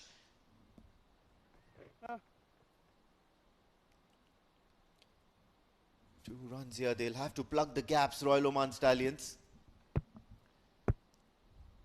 Absolutely brilliant running. Once again, try to heave it over mid-on. Finally, Hasnain Shah has lost the last loft. And the wicket number 7. And it was Samay who did a cameo job, no doubt about it. Done his job as a later order batsman, but really bring some respectability. Yeah, they'll be glad. Hasnain Ali Shah on target, striking that leg stump, striking the furniture. Samay Srivastav will be disappointed he couldn't get more runs here, but then he's certainly done a more than decent job, and especially a very responsible one, as a matter of fact. Timely performance here. 7 gone, 128 for Muscat Thunderers.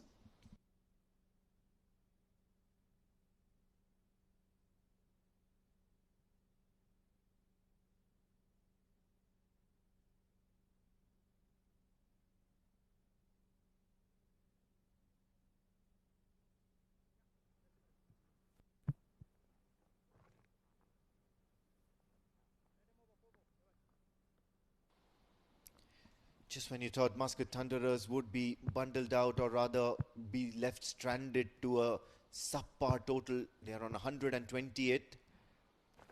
Looking for a big shot of Reed Katie, and rightly so, but then all he can manage is only a single. So Siddharth Prasad Bukapatnam will look to farm strike for the rest of the over and amass as much as possible for the Muscat Thunderers. On the other hand, what do you think should be the areas that Hasnain should be looking to bowl from here onwards? That's the way he's bowling now, trying to block holes. That's the right thing at the right moment. And he did the right thing. Yes, of course, timely wicket. And what was more important is it counts as a dot ball.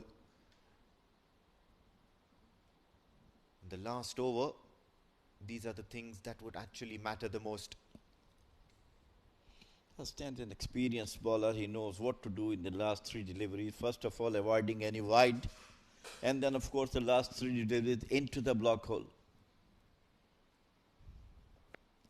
Looking to play the scoop, but not effective against that guided missile that Hasnain Ali Shah is providing to the Muscat Thunderer batters at the moment. Siddharth Bukapatnam has been castled. I told you the right thing is to that to bowl in the block holes, and it's the right thing. Got the second wicket of his over. Both clean bowled. And wicket number 8 of Thunderers back to the pavilion.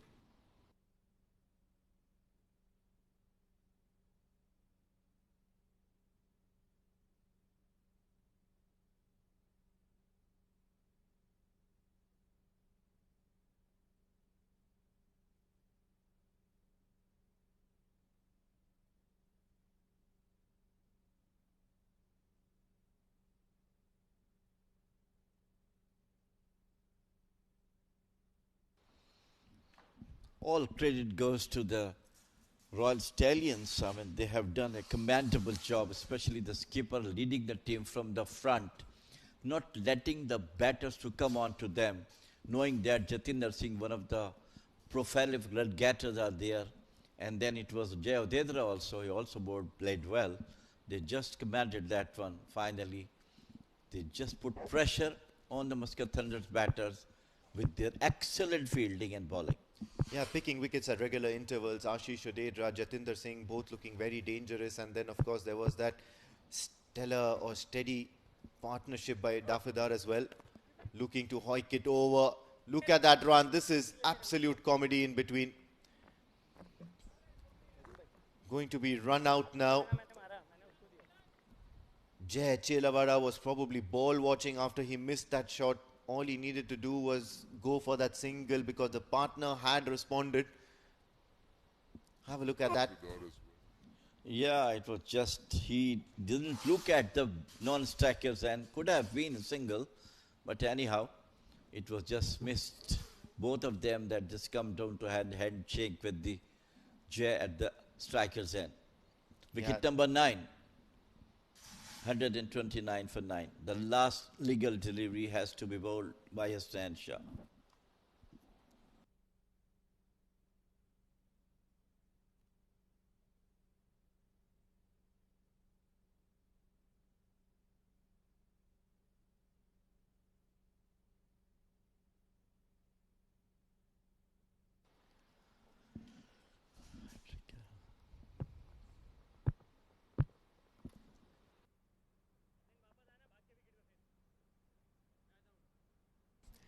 Right then, Jay Chelavada will have to negotiate the last delivery.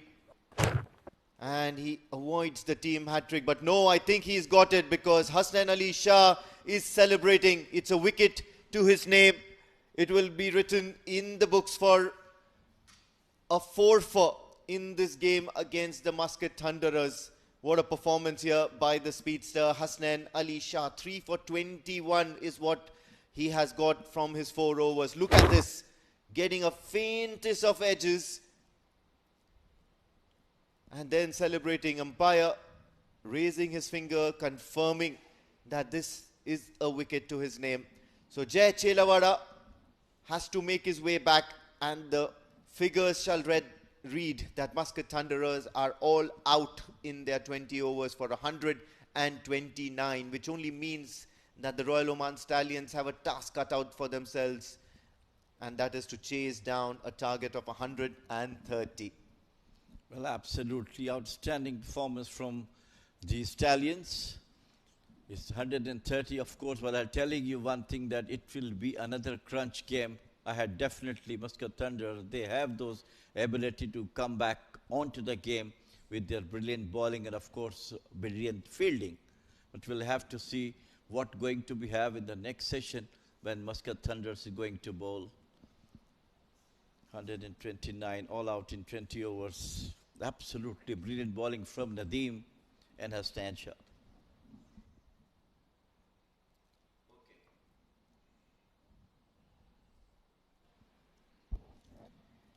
4 wickets in that last over of Hasnain Ali Shah. 1 run out and 3. Have a look at that. This is how things started. Sagar Parmar was given the new ball, but then the run started flowing from the bat of Ashish Odedra and Jatinder Singh. Nadeem then making that first breakthrough into that batting lineup of Muscat Thunderers, that enviable batting lineup. catch it was the call, but then Jatinder Singh was lucky a few times, but then he scored. In the end, all that happened was a good wicket with the spin bowler. A few boundaries, and then Nadeem making a comeback into that bowling attack and getting the prized wicket Brilliant delivery of Jatinder Singh. Anurag Singh too didn't last long. Hashir Dafedar hit a few boundaries. He scored some good runs. Sandeep Gaud looked to up the ante, but then all it ended up doing was hole out to the fielder. Sagar Parmar. What he needs to do is a freak run out on the overthrow. Look at that. Resulted in the just like that dismissal of Hashir Dafedar. Samay Srivastav then scoring a few runs. Siddharth Prasad, Bukapatnam too scoring boundaries. Hasnain Ali Shah had a dream last over, as many as 3 wickets for him and a run out, all being affected and all being involved in getting a few extra runs in the last over was Afreed Katie, but ended up being run out. And then the last ball where Jay Chelavada had the faintest of edges and Vinayak Shukla manages to pouch it safely. What a magnificent performance from the bowlers, from the Royal Stallions. Nadeem spearheaded, and now we'll look at the batting scorecard. It was Jatinder Singh who scored 37 of 34. Other notable scorer was Hashir Dafedar, 25 of 29. Some cameo from Samay, 13 of 7. 129 all out in 20 overs with 9 extras.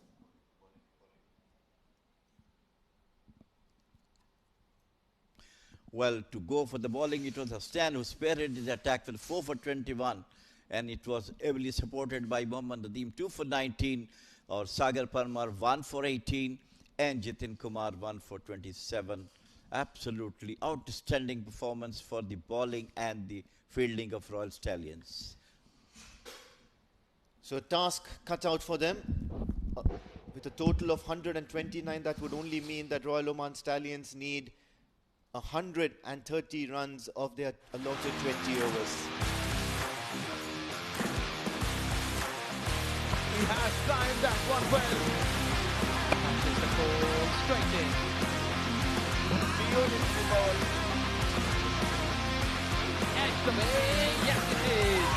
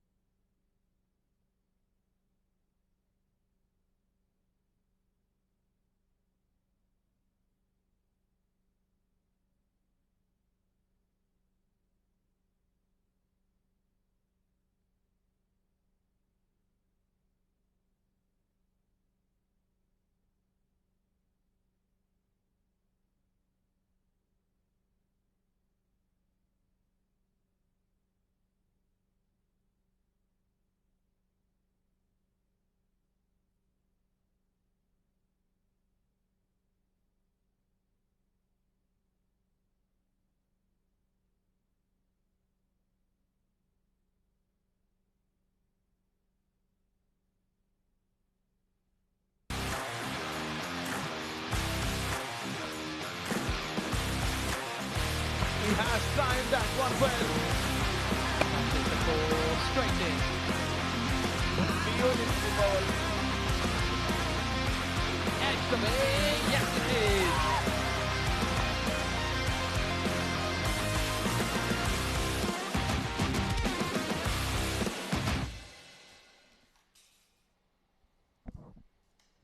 For the one final time on day 3, we are back live from Oman Cricket Academy for the chase of this game. Batting first, Jatinder Singh, the top scorer with 37, took his own time of 34 balls. The likes of Aman and Odedra got a start but took plenty of deliveries. Hashir Dafida looked dangerous, got run out on 25. Then contribution from Siddharth and Samay Srivastava took them to 129 before they were out on the final delivery of their innings. And talking about the bowling, what a day. The 5 bowlers used by the captain, Mohammad Nadeem. He himself got a couple of wickets, a wicket apiece to Sagar Parmar and Jiten Kumar. The new entry, Farmanullah, gone for a few runs, but he looked quite promising. Hasnan Ali Shah, pick of the bowlers, the star performer in the first innings. 4 overs, 12 dot deliveries, 21 runs and 4 wickets. He got 3 wickets in his final over and just 9 extras. Clearly shows the discipline in the bowling of Royal Oman Stallions. They've already lost the first opening encounter. They came back good yesterday, winning their game. Now they need 130 to register the second win of this tournament, wherein Muscat Thunderers, they'll be looking to defend this modest total and keep their clean slate.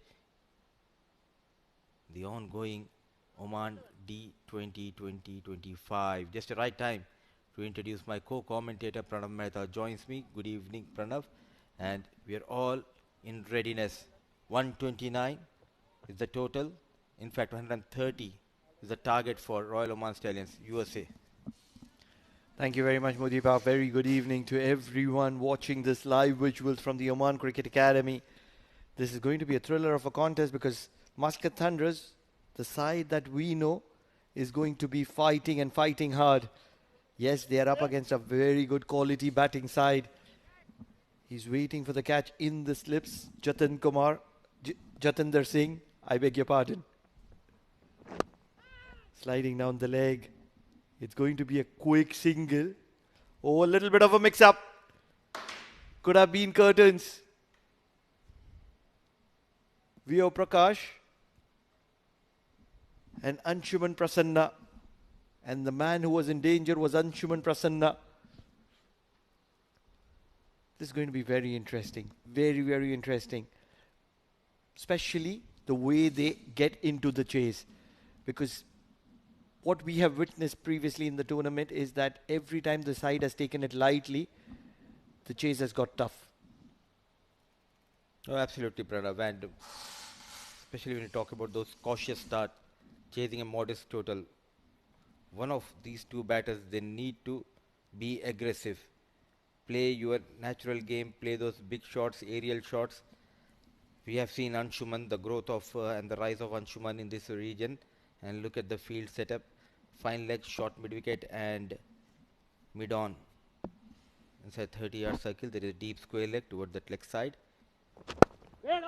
Played straight towards the fielder.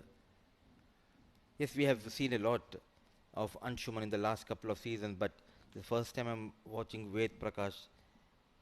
Would you put some light on Ved Prakash, Pranav? I wish I could. This is the very first visuals of Ved Prakash for me as well. Believe he's the debutant. He's going to be playing the very first game today. And immediately gets off the mark. But someone whom I can talk about is Anshuman Prasanna, the son of Guru Prasanna.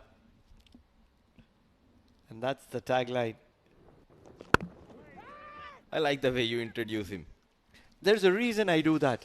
Because I've always told Anshuman that I'll keep telling you as Anshuman Prasanna, the son of Guru Prasanna, till the time you don't make a name for yourself.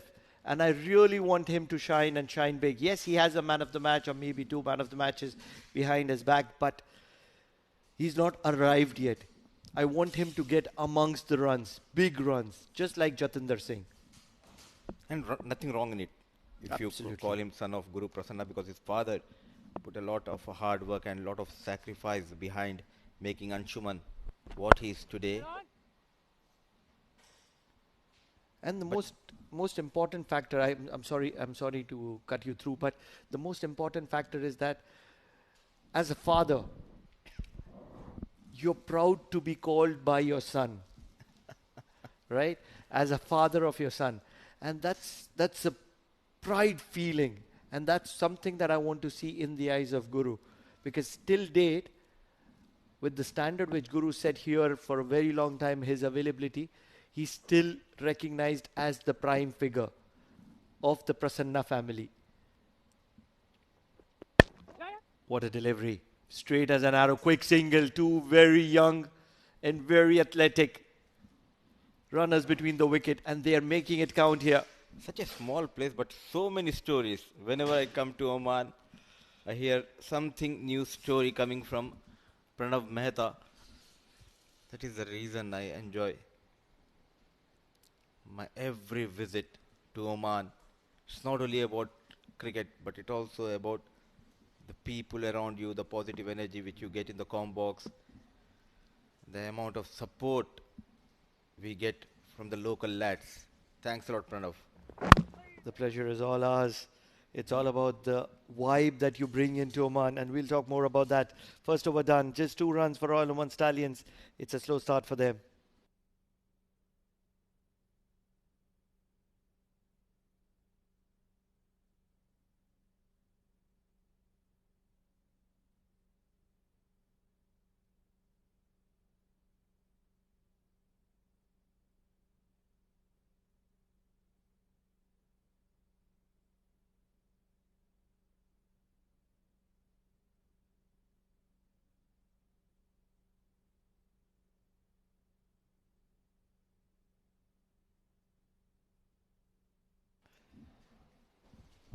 Looks like it's going to be Jai Chelaveda, who's going to be coming in from the Oman tail end. The left arm, tall, lanky pacer for Muscat Thunderers.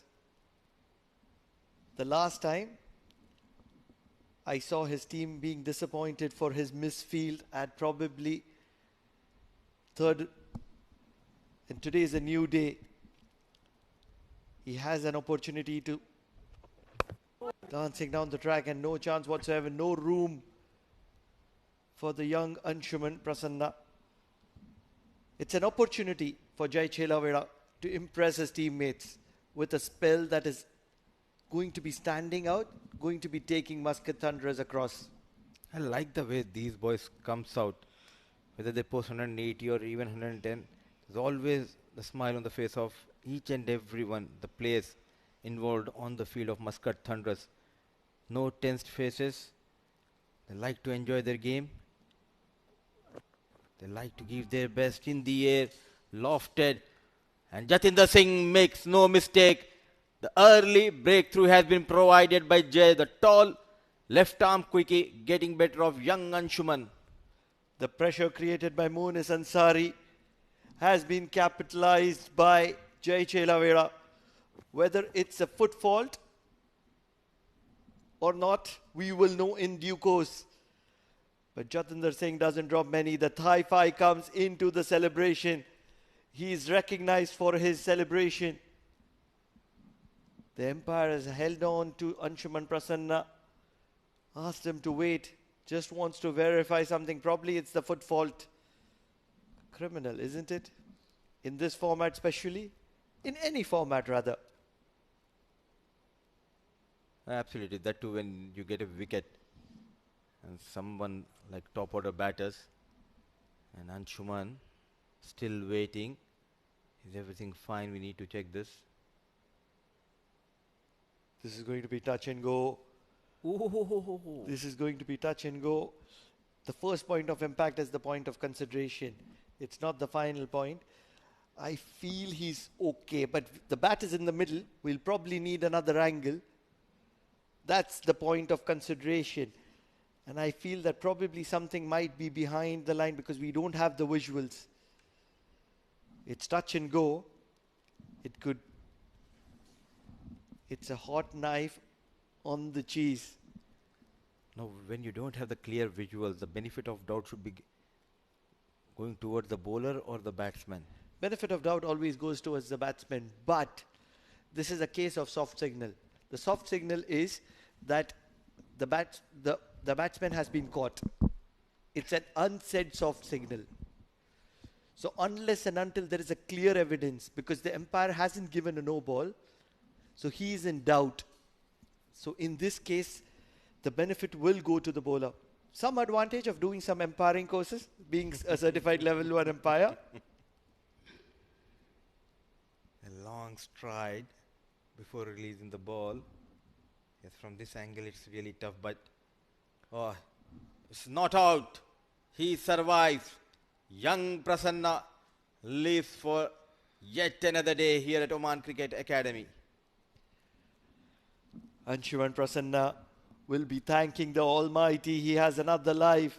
It's not every day that you get another life. Jai Chelaveda had an opportunity to impress his team, and he's made a mess of it. Such a cruel game sometimes. Very cruel. The last time we spoke about the misfield, this time it's a foot fault. Within a fraction of a second, all the respect that he earned from his teammates has gone down the drain. And what about that thigh five from Jatinder? Can it be rewinded? Now you need to capitalize. You got a chance. You just cannot throw your wicket. And he's got the freedom as well. It's a free hit.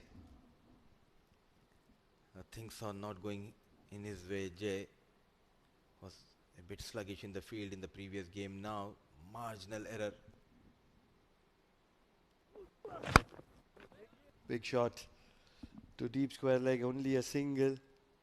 And a little bit of misfield. They're pushing for the second. They will get it comfortably. This is very, very sluggish from Muscat Thunderers. It's very unlikely Muscat Thunderers. Well done, Anshuman. Washing the ball and the field a slight misfield, and he took full advantage, calling his partner for the second run. It's a foreign recruit who made a mess of the fielding at deep square leg. Probably the left arm spinner, just trying to recollect his name. Anurag Singh. Oh, looking to poke. This is good. Very good from Jai Chelaveda. And on this occasion, he's a little more cautious about the foot fault. Such a technically sound batter. Sometimes he just stuck in his crease. That has been the problem. Whatever I have seen of Anshuman, whenever he uses his feet, whenever he moves those feet, he looks comfortable playing those drives, getting those runs. But no feet movement on the previous delivery. It all comes down to the mind, the thought process. This is a much better line. He's pushing through, run out opportunity. Probably at the other end, much better run out opportunity. Sandeep Gaur, one of the best fielders of Muscat Thunderers. He's injured, he's hurt. And looks like it's all fine at the end of the day.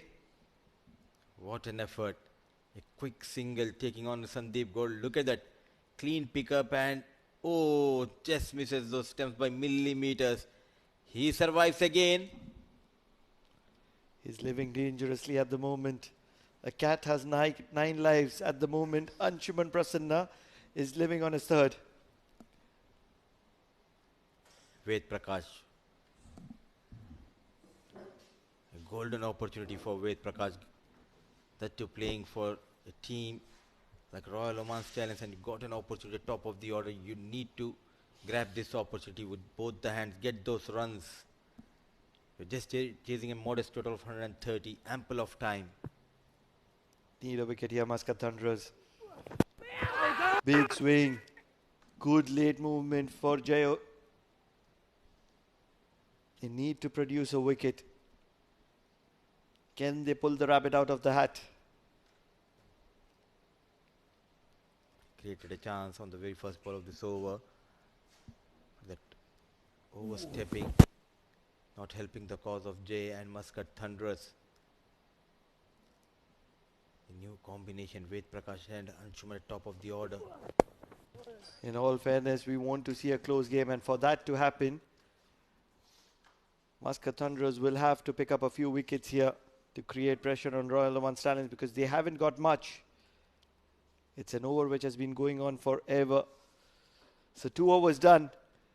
7 on the board for Royal Oman Stallions, and both the openers are looking to establish themselves.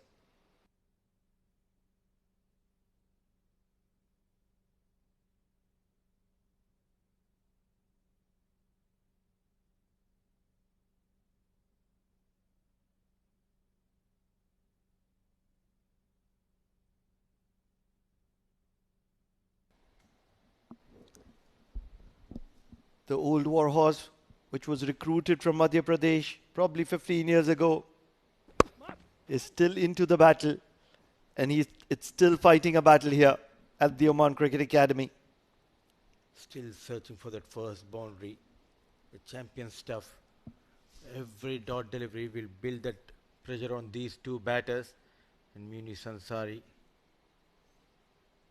every time he comes out with the ball in his hand, he gives his 100%.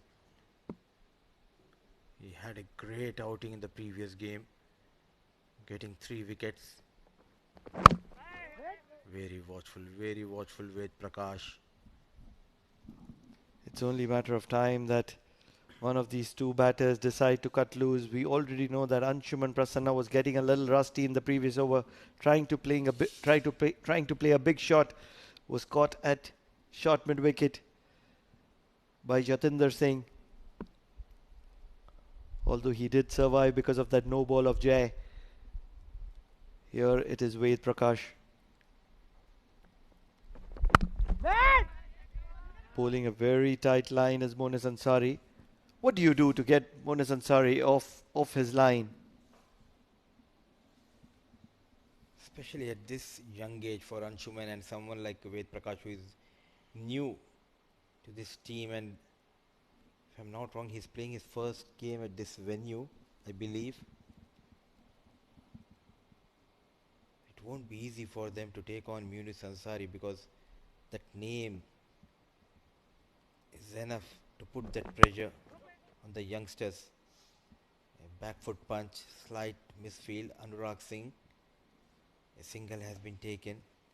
Though he has lost his pace, but still there's a fear in the eyes of the batters whenever he runs in.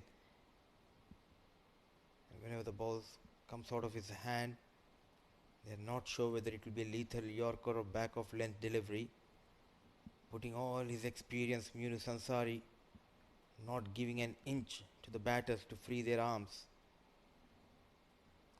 So that's a confirmation. It's Ved Prakash, Jai Prakash Jaiswal, and he's the debutant. Looking for the big shot, but Monis Ansari very tight. And so is Sandeep Gaur standing at covers. Very active, very interested. And at the moment, they're not allowing Royal Oman Stallions to get away. Two men who always make sure to lift the energy levels on the field is Samay Srivastava and Sandeep Gaur. Samay standing at point, next to him is Anurag Singh, and at covers is Sandeep Gaur. Packed offside field, a mid-off, no slip in position. There's a deep third. Can we see a Yorker here? Big shot. He's a talent in the making. Might not have got the middle of the bat, but to play Monis Ansari over the top is courageous. Might not have the result on his side, but full marks for the attempt. 3 overs done. Royal Oman Stallions still looking to get away. Just 10 in 3 overs for them.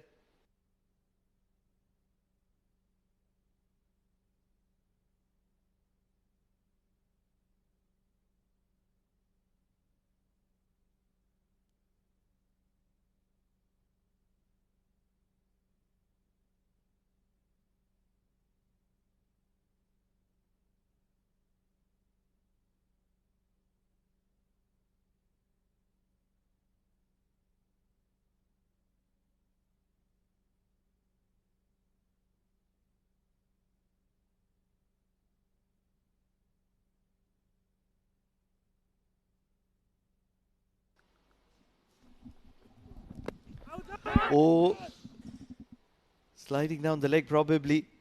Jay Chelaveda is looking to keep things interesting.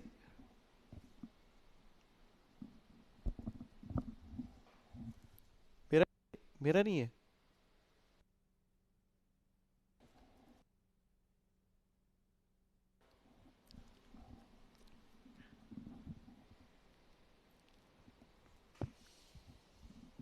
11 on board. It's a dead start. Way outside the off stump. Still no boundary from these two batters. The pressure is building.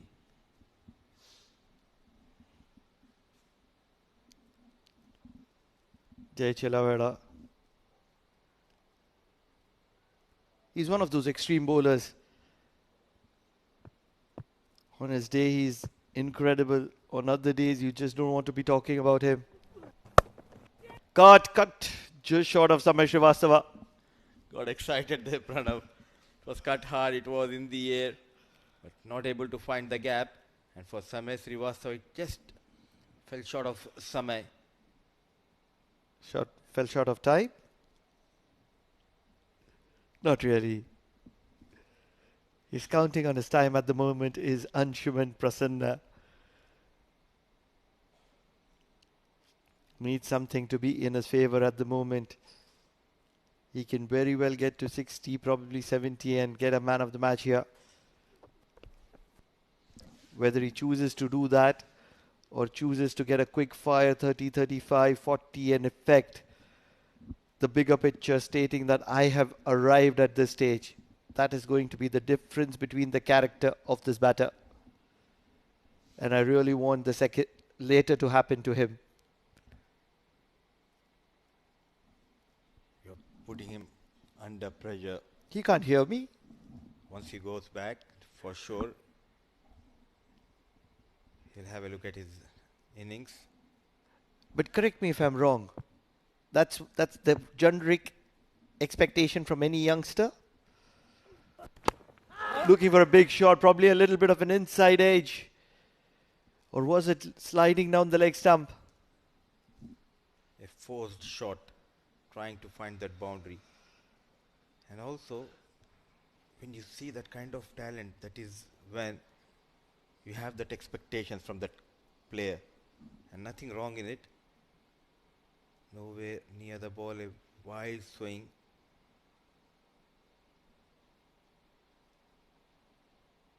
There's one thing to have potential and it's another to perform. Quality on offer, but you need the quantity to make the quality count.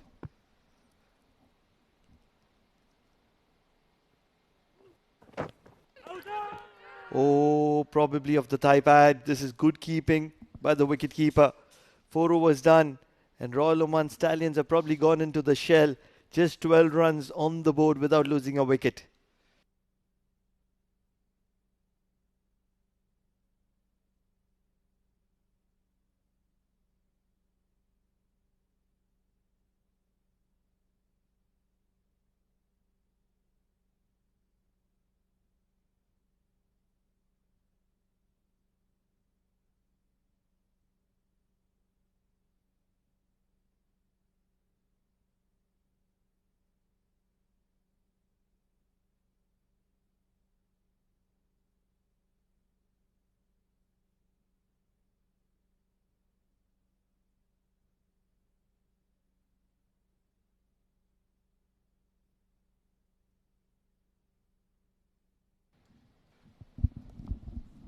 Jay Chelaveda bowls a very good over. Just 1 run from it and another from a leg by. And in comes the left arm spinner. Oh, this is pretty mediocre. Shot. And jumps on it. Anshuman Prasanna was feeling the heat, feeling the pressure, and this will relieve it. What a shot. The first boundary of this innings from the blade of Elavur Anshuman. He welcomed Anurag Singh. The back foot, late cut, goes through that Narrowest gap between short third and point for 4 runs. Almost a repeat. Almost a repeat. It's not the highlights. He can laugh about it, but it's not been his day. Anurag misfields to start off and couple of boundaries of the first 2 deliveries. Make it 2 in a row. Took his own time now against Anshuman. In fact, against Anurag. He read the line quite well. Rock solid on the back foot. And manages to go between 2 fielders toward the top side. Back-to-back boundaries. Slowly the scoreboard moves to 20. This is much better. It's very poor from Anurag. He should have read the game a little better. He should have realized that both the batters are getting rusty. And that's where he should have bowled something similar to what the left-arm spinner of Royal Oman Stallions was doing. Fire it in. Oh, this has gone straight up. Just when we were complaining, the Thai-Fi is going to be coming out. That's just exactly what happened a while ago. And it's once again Anshuman Prasanna who's got caught by the same fielder. And this time, no error from the bowler. A legal delivery. Got 2 boundaries, then played a dot delivery. Wanted to go big towards that mid-wicket. Not in control, not coming under the ball. Jatinder Singh makes no mistake. He celebrates. The first wicket goes down. The young Anshuman departs, managing 14-20 for the loss of 1.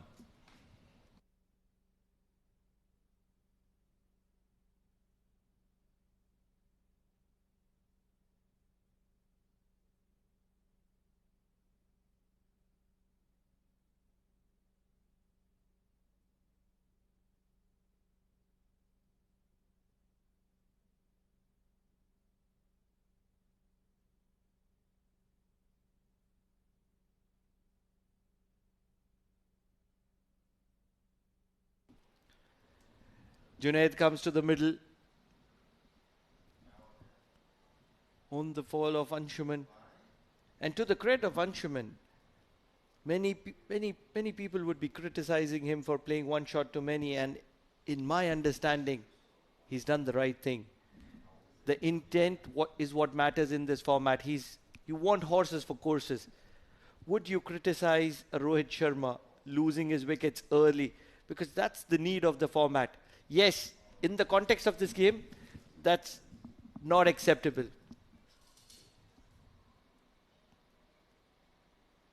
Without of respect, I don't agree because see, Rohit Sharma, he already made a name for himself.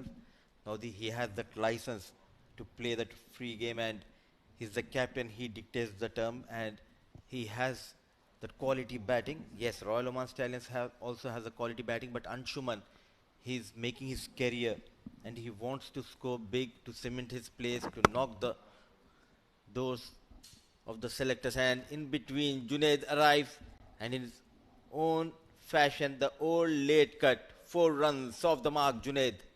Pretty mediocre from Anurag. This is the 3rd time he's been cut. As a spinner, you want the batter to be coming on the front foot. You want to be firing it in. And it's short, it's wide, and he had ample amount of time. Probably could have had a sandwich, probably a cup of karak as well.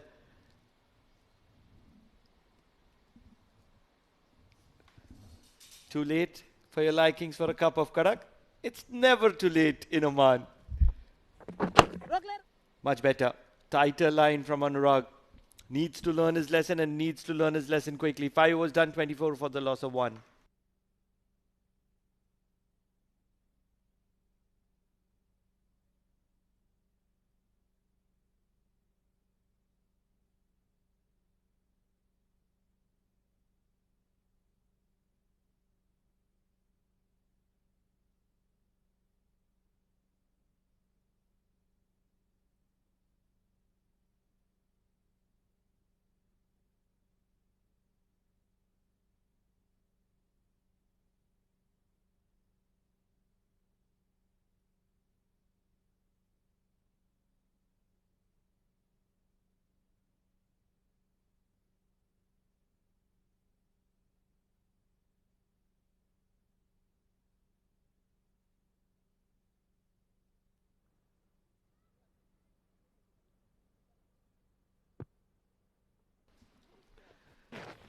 Sliding down the leg stump.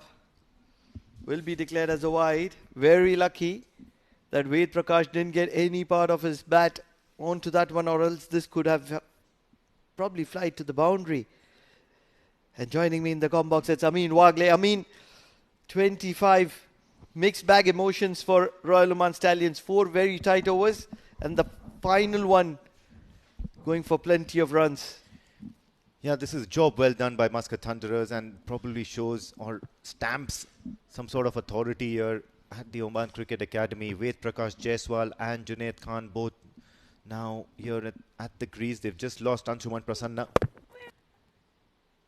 And what's been really effective by the Muscat Thunderer bowlers is that tight line and length, and that backup by the fielders has been impeccable. Not giving anything to the Stallions at all, at any instance. They need a wicket to cut things short. The need of the hour, the need of the moment, the need of the second, the need of the minute, everything is a wicket. Paddle, and it's a brain fade movement. Jai Chelavada gives a big roar. It is the big roar from the man of Bhuj, probably. Yes, absolutely. 12 balls into his innings. Ved Prakash Jaiswal now just feeling the heat of upping the ante, of scoring a little more quickly and looking for a cute shot. That paddle, or rather scoop, straight behind the keeper, and all he does is hand Jai Chelavada a wicket to his name. So a laborious innings coming to an end. Have a look at that once again. That leg stump being disturbed by Jai Chelavada, who has been bowling very, very accurately. And all he had to do was stick to that same line and length, and the reward comes Jai Chelavada's way. 5.2 and 25 for the loss of the second wicket, Royal Oman Stallions. It's a roar of frustration from Jai Chelavada. He did get the back of Anshuman Prasanna earlier in the innings, which was called as a no ball. And on this occasion, Ved Prakash getting his top of leg stump disturbed to a brain fade movement. Karan Sonavle arrives to the wicket. If you're looking for some fireworks, the man on your screen is probably the one who's going to give it to you. And that's Karan Sonavle. He played a blitzkrieg of an innings last game, and the same can be expected here, especially if the pace is within his range and you give it anything in his arc, he's going to dispatch you. Just like that. He's confident, and he shows that by putting his front foot forward, meeting the ball. The best part about Ved Prakash and Anshuman Prasanna opening is that Vinayak Shukla is still in the ranks, and he's going to be coming in probably next or next to next. And that's where it's the most critical time. It's the spine of the innings, and that's where you want your captain, the best player of probably Royal Oman Stallions, undebated.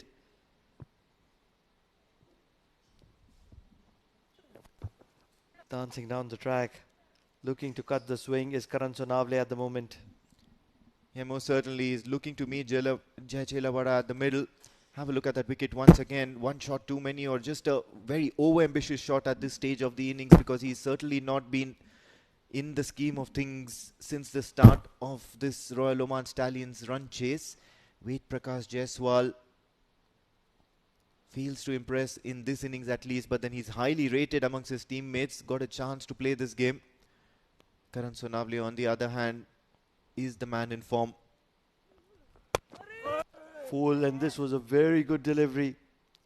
Very lucky to get some bat onto that. Karan Sonavle, he's just walked to the middle, and to first up have a delivery like that was absolute gem.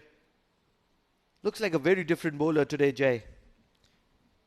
Yes, certainly, and it's a pressure of now reaching the required run rate. The target was just 130, and I did hear you mention a while ago that now the target suddenly seems like 140, and then if another quiet over, maybe one, maybe two quiet overs, and the target seems seemingly very large. There has to be an attacking approach, at least a boundary every over, just to calm the nerves, just to, stay in the mix of things. It's a good over from Jai Chelavera. And the question is, can they bowl Jai Chelavera out? He has one over up his sleeve, and I don't think they would want to reserve him or save him for the death. 6 overs done, 26 for the loss of 2.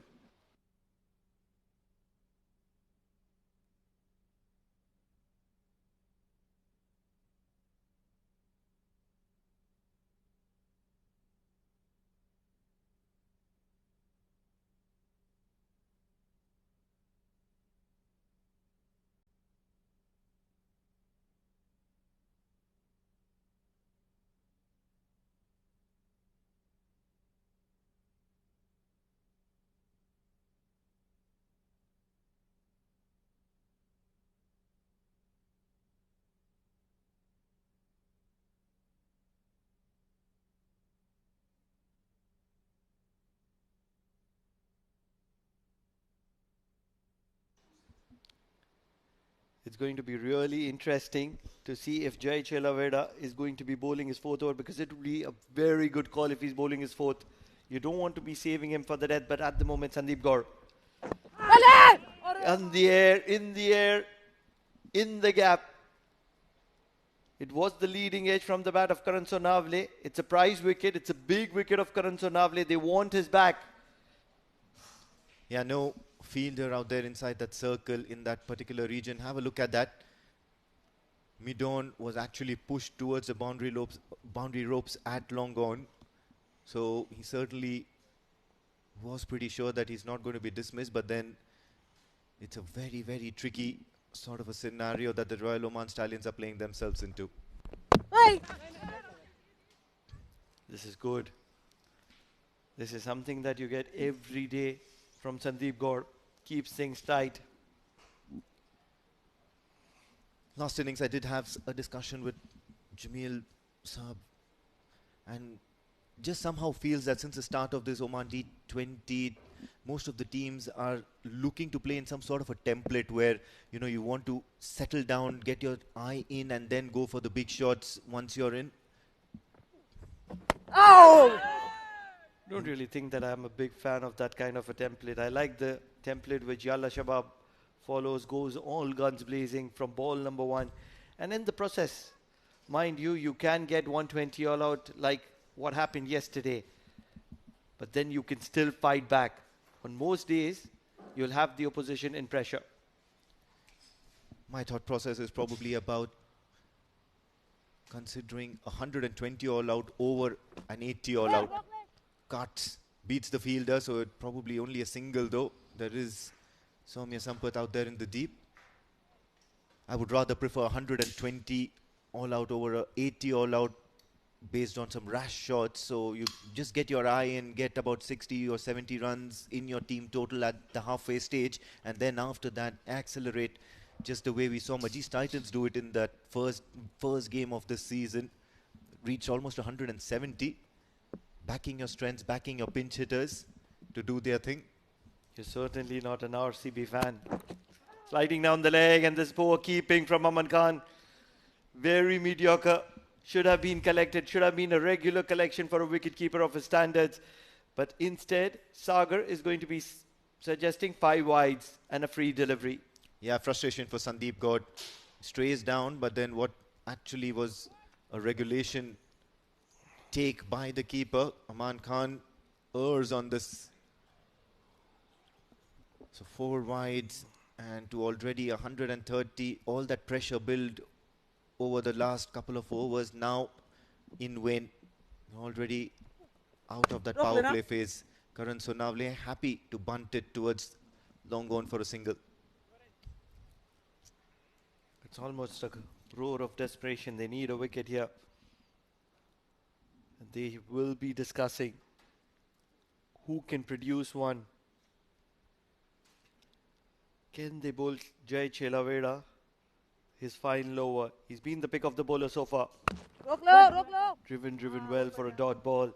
7 overs done, 34 for the loss of 2.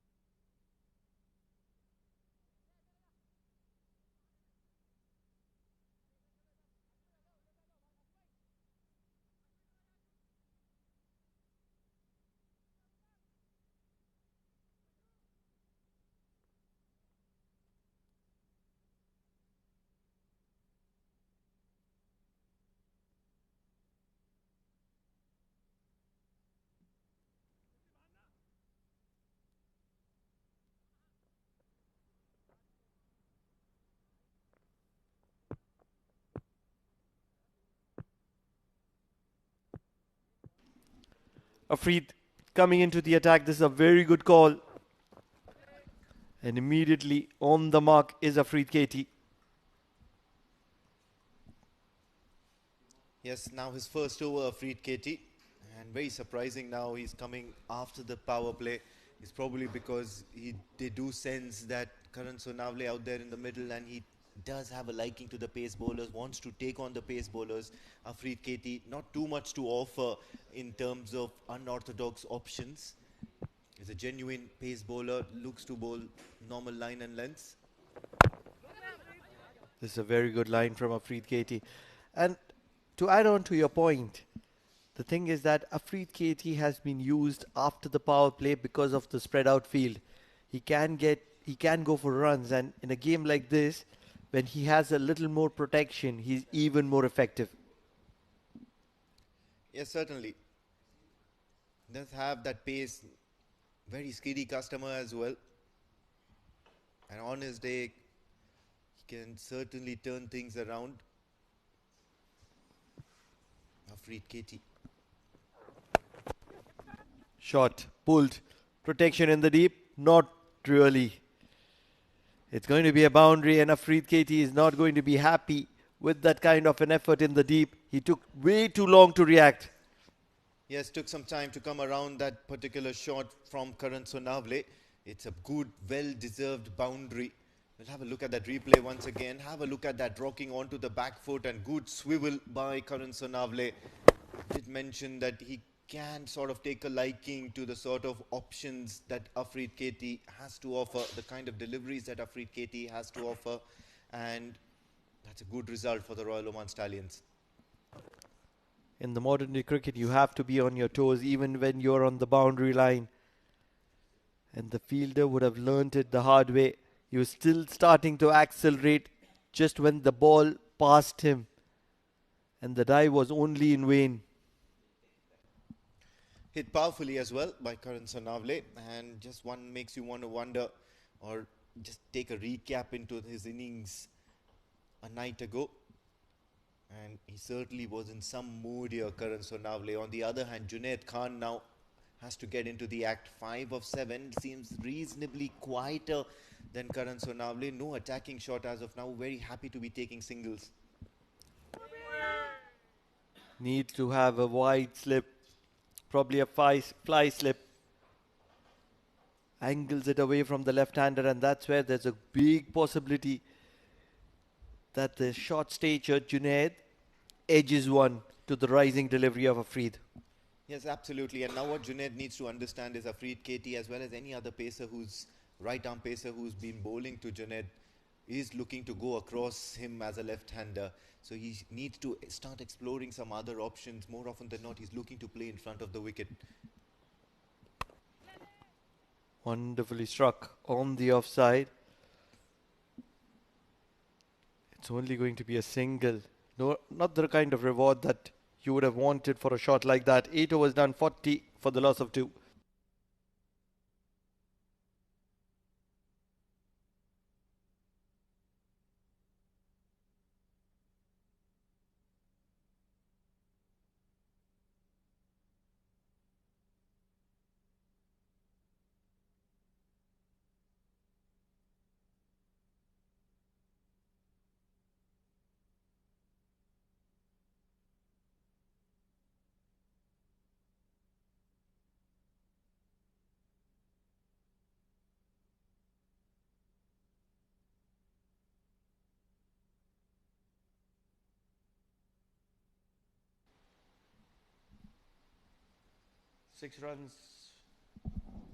Six runs from that over of Afreed Katie.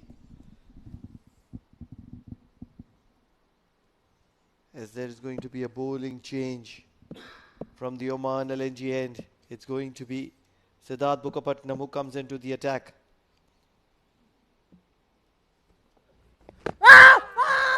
Angling into the left-hander, probably sliding down the leg. We'll have to learn to adapt quickly, Siddharth Prasad Mukherjee, because most of the slower bowlers have been really impactful on this day, on this particular wicket, since D20 has begun. Have a look at that. angling into the left-hander, probably sliding down leg, so the umpire not interested. But on the other hand, he'll have to quicken the pace a bit. Assuming that Royal Oman Stallions get to 50 at the end of 10 overs. They have left 80 runs. That's the majority part of the runs for the last 10 overs. Do you think that's acceptable? I mean, not at all acceptable, but then once again, I'd like to bring out that point that somehow or the other, I just have this uncanny feeling that most of the teams are using this sort of a template so that they can put that pressure on themselves to go for the big shots in the, in the second half of the innings. Hey! Especially teams such as Muscat Thunderers, Stallions, as well as Yalla Shabab Giants, where most of the Oman team players are employing their skills or, are part of. And they would want to be in that peak form when the Asia Cup starts, So, just put that early pressure onto themselves in this innings, and then in the second half of the innings, go for the big shots, back yourself to clear the boundaries. It's only going to work wonders. Leading edge, and it's going to be a dot ball. A lot of people around the world are not going to like what I'm going to be saying, but that's the kind of strategy because of which Babar Azam and Rizwan are not in the Asia Cup side. Yeah, you already can hear a few murmurs from behind you, Pranav. Big shot down the ground. Oh, just barely able to make it, Siddharth Prasad Bukkapatnam. Fingertips. You just wish he had larger hands, I believe. A little late to react as well. Certainly wasn't expecting the ball to be as softly hit as it was.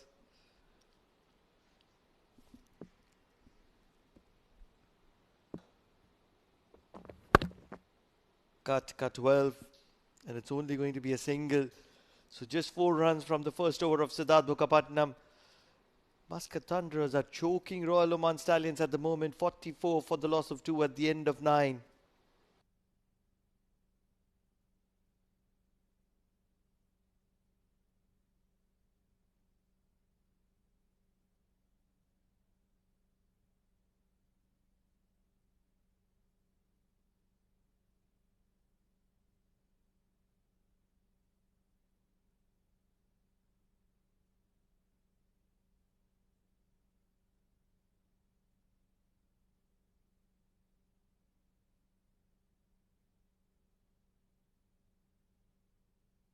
Wasim Jamadar, one of the prolific left-handed batters. You will see him in action probably 20-25 days from now. Afreed Katie continues from the Oman tail end. If Muscat Thunderers are to win this game, Afreed Katie will have a big role to play.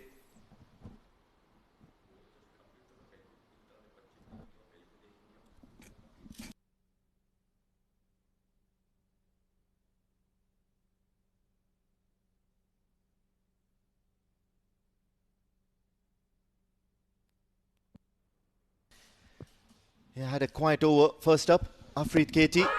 Karan Sonavle, look at that. Now looking to take charge. Look at that bat speed with which he tried to attack Afreed Katie. Yes, it hit the pad, but that's the kind of intent that he's come out with. And that's exactly what Afreed Katie wants from Karan Sonavle. He wants the batter to attack him. And look at Samay Srivastava coming right into the ears of Karan Sonavle and giving him a word. Probably sliding down leg, probably a little bit of an inside edge also. Zaman Qureshi is an experienced umpire. Afreed Katie. Oh, it's gone through. Munis Ansari. He's been the fielder of the day yesterday, but today it goes through him. Yeah, finally Karan Sonavle now getting a little bit of bat onto it, and just that faint trickle is good enough, but certainly you can see the intent at which Karan Sonavle is batting, charging down to Afreed Katie, adjusted well by Afreed as a matter of fact, but then just that luck factor going Karan's way on this occasion. So welcome boundary for him. Did seem very, very quiet the last over. The last boundary came in that Afreed Katie over, his very first over that he bowled. But then now another boundary conceded, 48 for 2, and very, very close to that 50-run mark. Jai Chelaveda, he's caught his cramp. He's going to be out. He's in a lot of pain. And he's flat on the ground. Yeah, that certainly does not look good. He's looking very uncomfortable. Lucky for Muscat Thunderers, he's already bowled nearly 3 overs. So they've got some good bowling options just in case Jai Chelaveda is not going to be coming back onto the field. Almost feel as if it is a lot of cramps.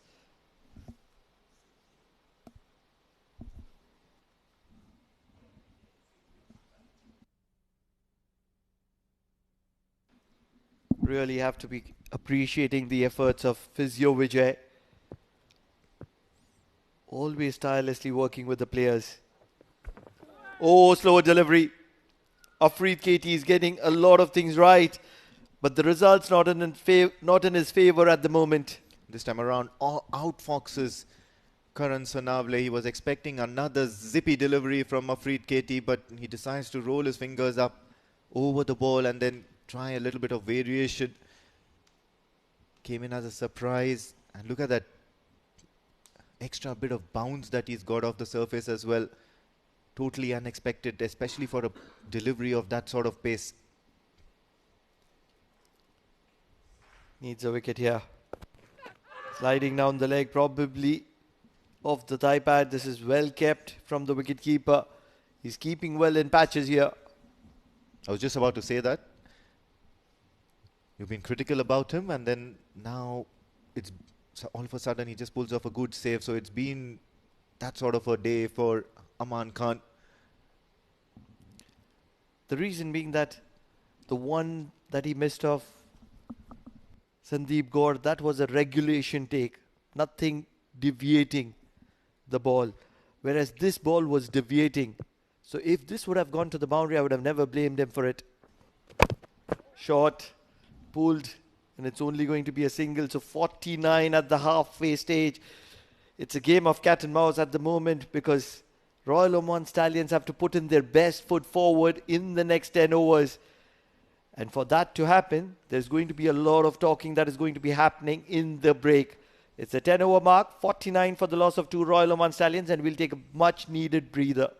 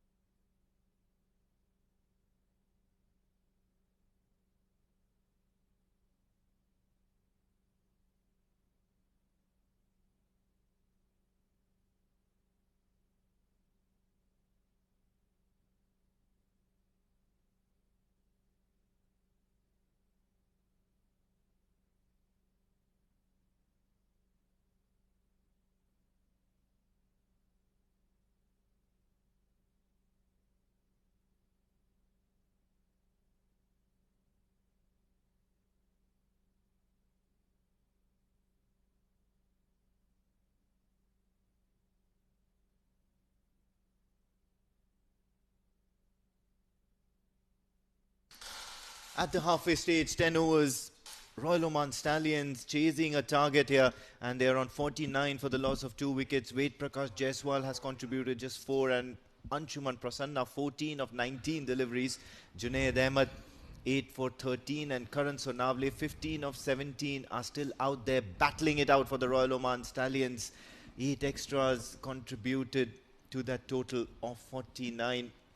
Joining me in the comm box is Jamil Zaidi. What do you make of this chase? What do you think is going to happen from here onwards? Which way do you think the match is going to sway? I have a lot of questions for you. Well, I think in the beginning of this tournament, when this were batting first, I told you it's not an easy cake way for the Stallions. Cuts. Going to be a single. He's run the first one hard, and this is probably one of the major differences when you see the Muscat Thunderers batters. The running between the wickets was absolutely spot on. They were athletic. They were running the first one very, very quickly and looking for that second. Both the teams are professional. We discussed a lot about that one. So, of course, it will be very difficult for Stallions to snatch runs from the hands of the bowlers of Muscat Thunderers. Once again, played it back to the bowler.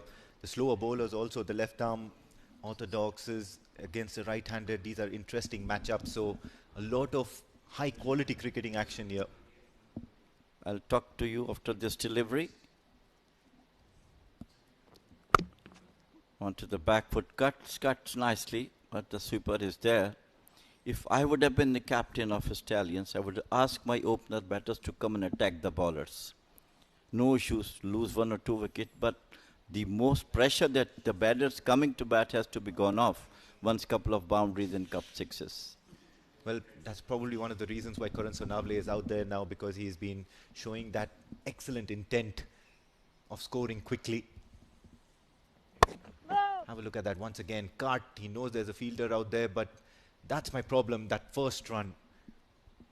The fielder had to cover a bit of a distance, so you can always try and err that error, or, you know, force that error out of the fielder and run for that second run.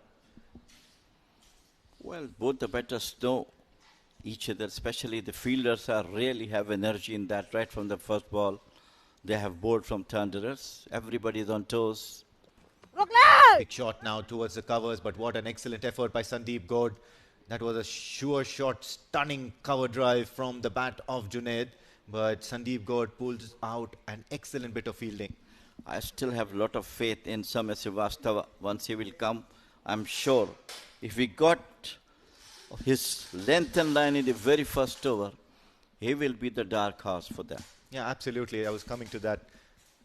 What would be the plans of the Muscat Thunderers, and what would be the plans of the Stallions as well? Works it away towards the onside, mid-wicket. A little bit of misfield there, and once again just showcasing that they aren't running that first one hard. End of the 11th over, 53 for the loss of 2 wickets.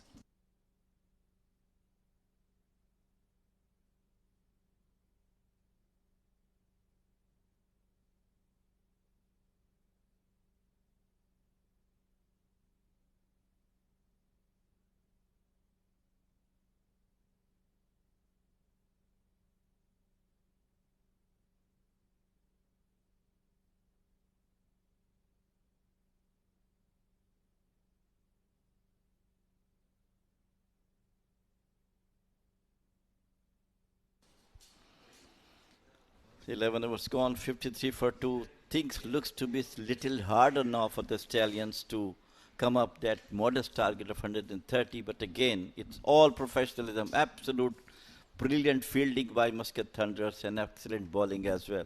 Guess who's in for bowling next? Well, I think maybe 13th over will be bowled by Samay, as I feel now. Well, a tad bit late. You did see him on screen, but yes, of course, it's Samay Srivastav. So now he'll have to get his line and length, as per you, absolutely spot on. 2 wickets down, and I believe they still have that incentive here, Royal Oman Stallions, to go after Samay Srivastav. Is that the right approach that they should be looking for? Well, for the leg spinners, you need to always good for them to come good in the very first over. Once, if they have been hit out, it will be difficult for them to get the rhythm back into the game. But if they come on spot on, yeah, just got very, very close to the stumps. Karan Sonavle, too close for comfort. Have a look at that. Another misfield. And another opportunity gone begging for taking that second run. Sometimes even when you do have a modest total, the batters feel okay, it will be easy for us. Let us go for 4 or 5 runs and over. And later on we'll come and do the rest. But again, it is totally a different game with the team of Muscat Thunders in front. Not afraid to flight the ball. This one coming sharply into the left-hander. So this is very, very good craftsmanship from Samay Srivastav. Over a period of time, I think he's also improved his pace, that which he bowls. He varies his pace very. He got all the instinct of it like a spinner with him.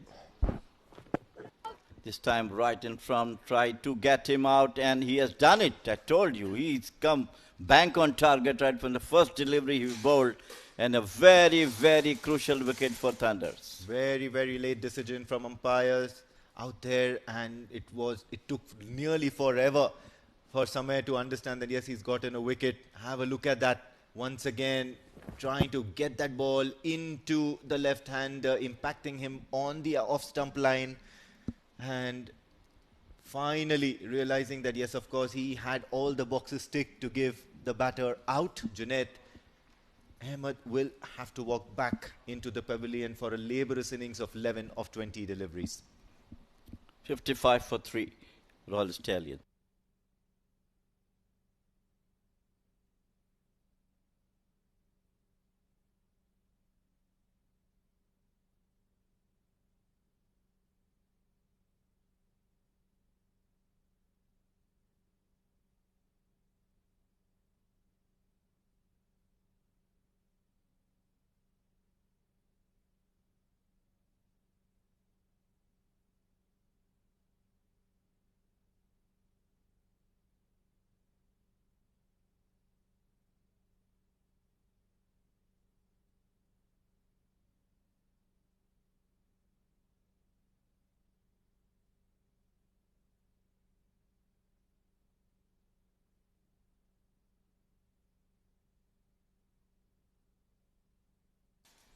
.4, 55 for the loss of 3 wickets, Royal Oman Stallions. And now after that mid-innings break, all of a sudden Royal Oman Stallions find themselves in a spot of bother, because now you have to deal with 4 overs of Samay Srivastav, and he's certainly on song here. Have a look at that, targeting or pitching the ball on that off-stump line, and the batters are running helter-skelter just for that single. So that's quite a lot of effort, isn't it, for a single? Well, I think for Muscat Thunderers, it is Samay who is the danger man.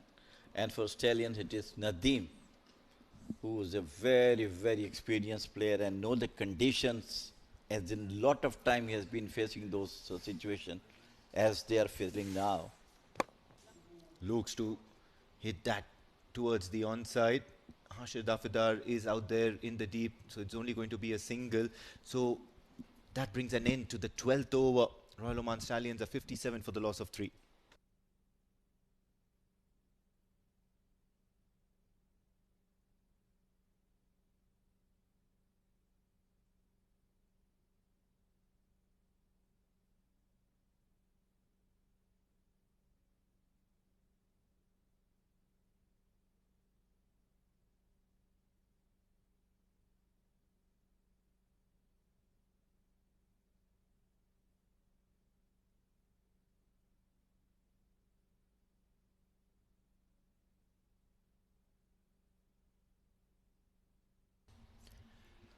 After that successful over of Samay Srivastav, now it's Anurag Singh who will have to keep things tight from the other end. Yeah, darting into the right-hander. Very, very difficult to get away with Anurag Singh. Yes, that first over he did go for 12, but also picked up a wicket to his name.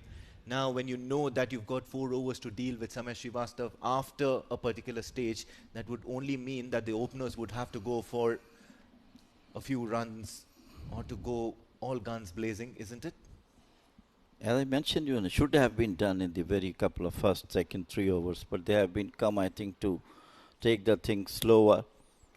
As I also may mention that when you do have a modest total and chasing that one, once again, nicely open the face of the bat. Still managed to get a single. Running between the wicket is really questionable. How about a conservative approach where you have one swashbuckling batter who goes for the shots, goes for the big sixes, and one person who actually looks to rotate strike and keeps the scoreboard ticking in a very, very aggressive manner? That was cut. It's still going to be only a single protection out there. That Karan is the man who will be going for the big shots, and Nadeem will definitely will keep cool and try to give him strike as much as he can, because he can hit big sixes also, Karan. You can see just 21 of 23 deliveries. Oh, just definitely put it behind, and Munis Ansari has probably done a tumble roll to save that. Magnificent save by Munis Ansari. Yeah, he certainly means business here, Munis Ansari. He'll probably... And it is most difficult field position, I'll tell you, gully. Ball is always going this way. Oh, he's flat batted it down the ground. He's got some pace on that ball, but what a beautiful effort by Siddharth Prasad Bukkapatnam. Saved a certain boundary. They'll still have a look at it. They'll ask for his opinion. But then, what a brilliant effort. He certainly deserves a round of applause for that. Two teams with plenty of experience under those conditions, and it's as I told you both, even the time when Muscat Thunders was batting. This time pulled it away beautifully. Over to the Cows corner for the 6th run. Wanted from the team from so long. Finally, Karan has done that. Yes, Karan Sonavle, never in doubt that he certainly has that intent in him. He has that fire in his belly to make a difference to that total here. On the very last ball of Anurag Singh, have a look at that, rocking onto the back foot and pulling the ball over deep mid-wicket. All Sandeep Gaur had to do was watch the ball sail over the ropes. So a big 6 here to end the over. 13 gone, 69 for 3.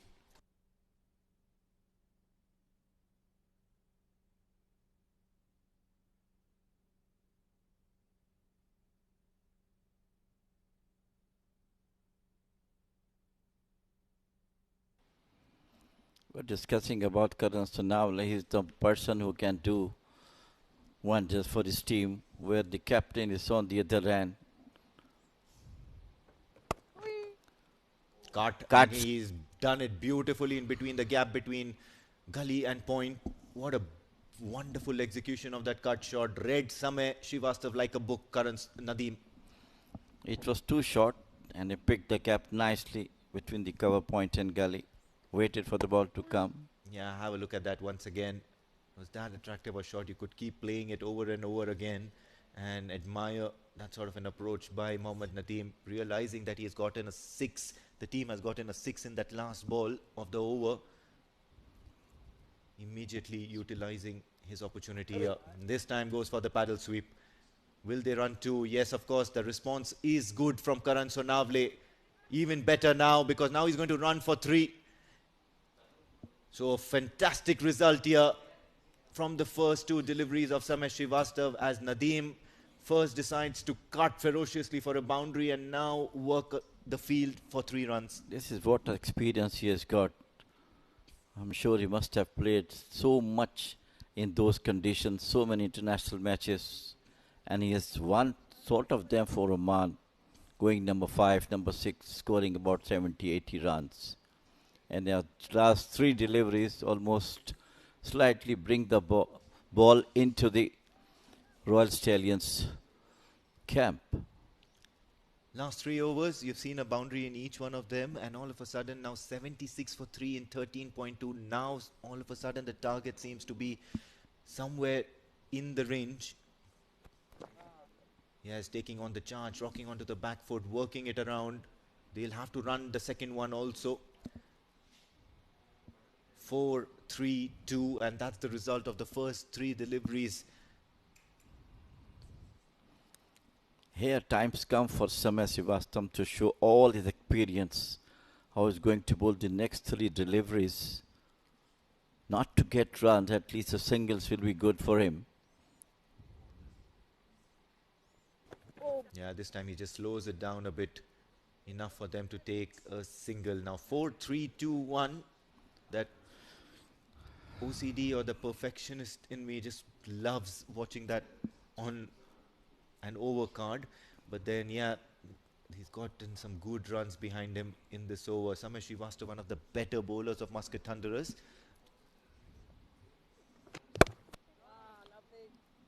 I think one of the most expensive overs so far been bowled by Samir. The trump card for Muscat Thunderers at this moment. He has won so many matches for Muscat Thunderers, even in the D20 league as well. That was the quicker one of this googly going away from the batter. Does not manage to prevent a single on the last delivery, so that's a lot of runs here from this Samir Srivastava over. 14 gone. Royal Oman Stallions are in the hunt with 80 for the loss of 3 wickets.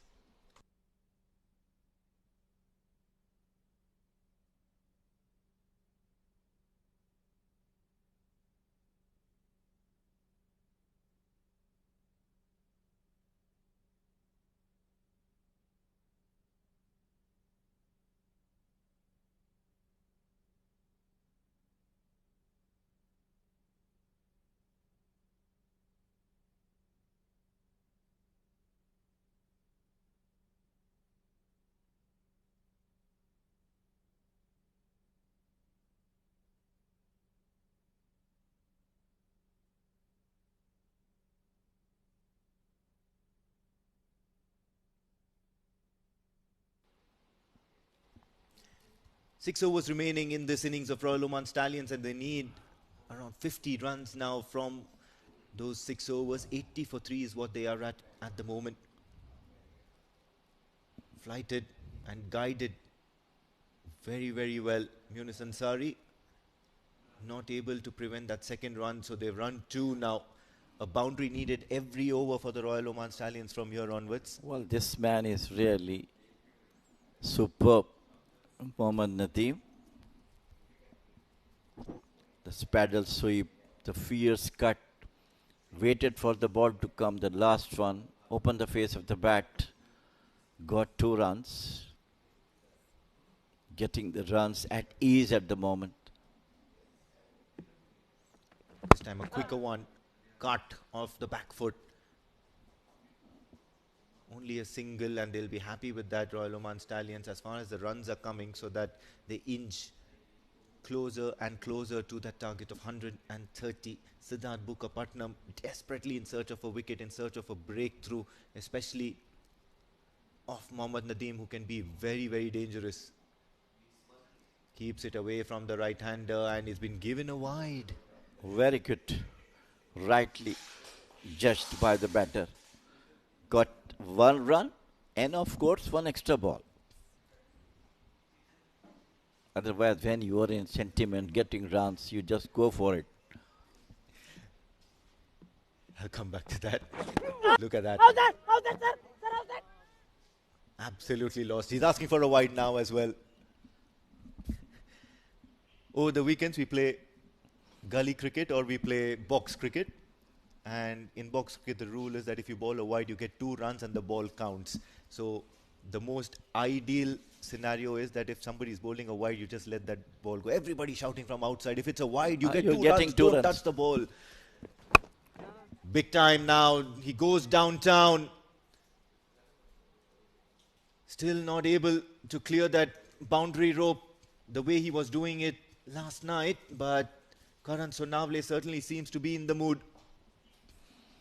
Well, he is a very, very valuable asset for Oman national team as well. Played a lot of similar innings now when the team was struggling. He came in and took the team out of the trouble. This time once again keeping it away from the right-hander. Cuts it. There is protection out there. Hashir Dafedar.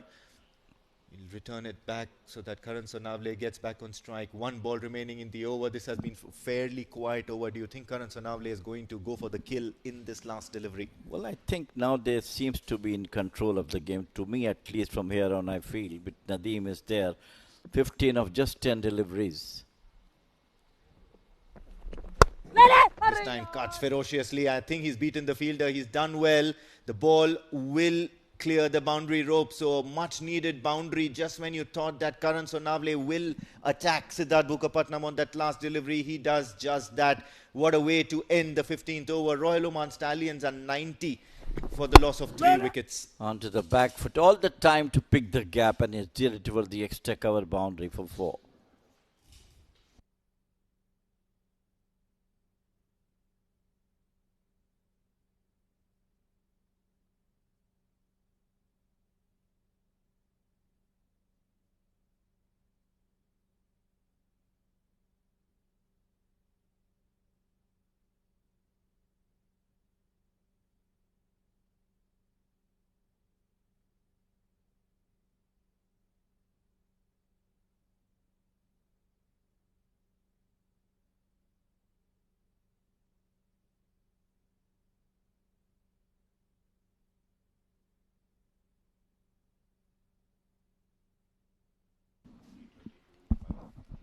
$90 for the loss of 3. 15 overs. Very simple equation. 30 balls, 40 runs. Royal Oman Stallions are the favourites with Nadeem and Karan in the middle. And for the final 5, it's going to be Mudassir Ali Qureshi with me, Pranav Mehta. Sliding down the leg, and Muniz is going to return the ball back for a single. Mudassir, favor an equation of Royal Oman Stallions? Oh, absolutely, because they have 2 batters out there in the middle, one with plenty of experience, the other batter who just found his touch with the bat in this tournament, Karan Sonavle and Mohammad Nadeem. And they are stitching a partnership which is taking this game away from Muscat Thunderers. They need to strike. After Katie, he needs to strike for Thunderers. And at this moment, they will be considering all those extra free runs which Muscat Thunderers have leaked. Slower delivery, and it's going to be the dot ball that Muscat Thunderers desperately need right now. He bowled beautifully tonight, Afrid Katie. Unlucky, one boundary which went past diving Muniz Ansari.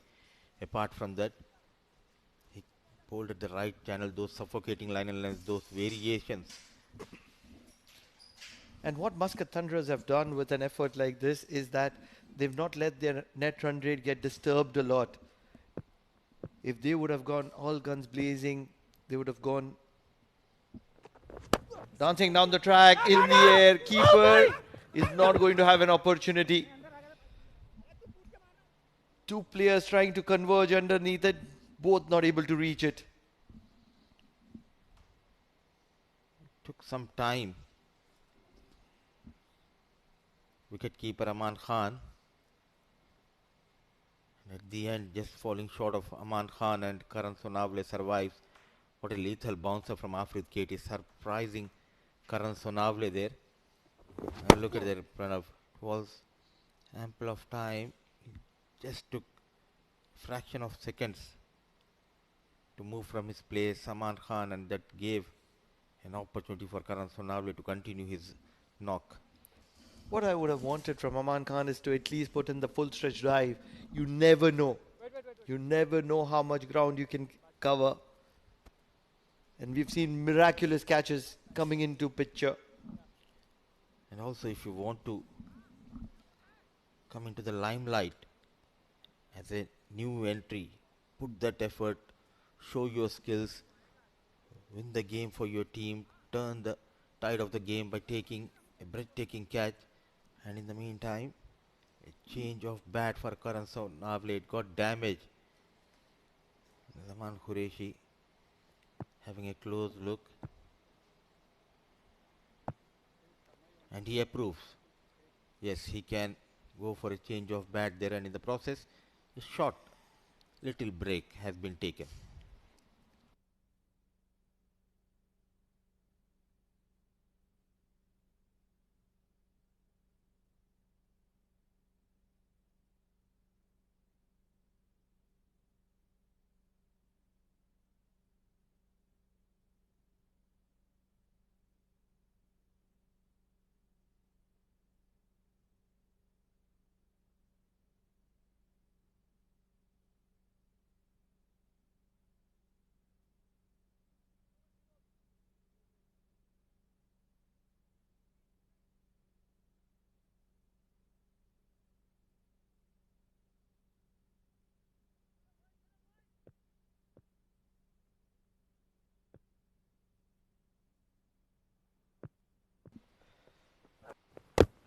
Slower delivery.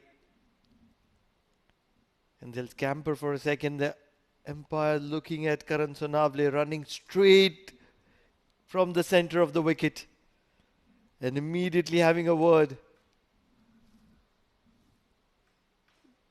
Zaman Qureshi very cautious.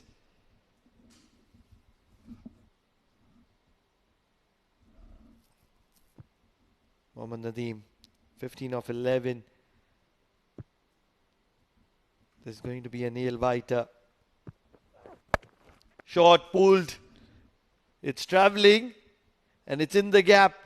And this is some wonderful fielding. Very, very good fielding, which will keep it down to a couple only. This is some excellent stuff from Muscat Thunderers here. And you need such kind of efforts, especially when you're defending a modest total. And just a couple of runs will be added to the total. Look at that sprint and good presence of mind by Hashir Dafedar. Putting the ball in the play. It's becoming quite tight here. 36 needed. Guided to leg for a single. 35 required of 4 overs. It's an even Steven contest at the moment.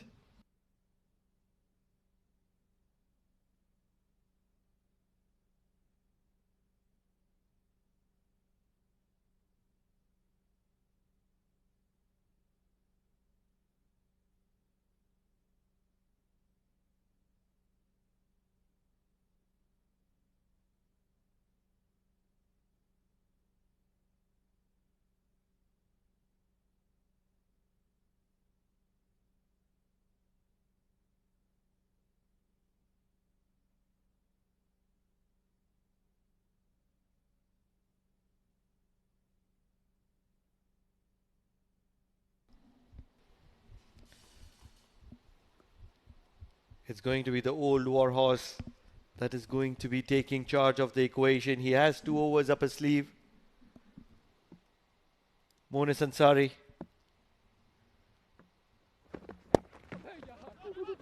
And immediately. Oh, this poor fielding. Should have been only a single. And in the process, despite the young leg being in the equation, they've been able to run a couple. The captain running hard between the wickets, taking his team closer to the target of 130. Excellent running between the wickets. What a partnership.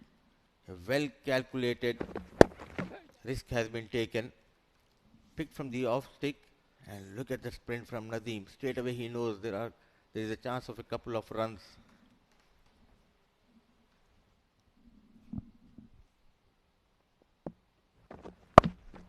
Slower delivery.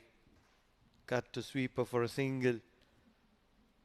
And Mudipat, the main difference is, Nadeem, what is it? 40, 45 years of age. And on the other side, it is probably Soumya Sampat, probably 15, 16 years of age. And the winner is the senior statesman.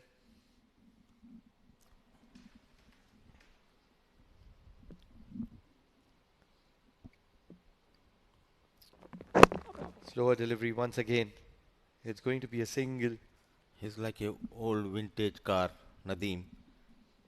Well maintained, though he has been in the circuit for almost 17, 18 years here in Oman. Before that, played a lot of cricket back home in Pakistan, but he maintained himself quite well.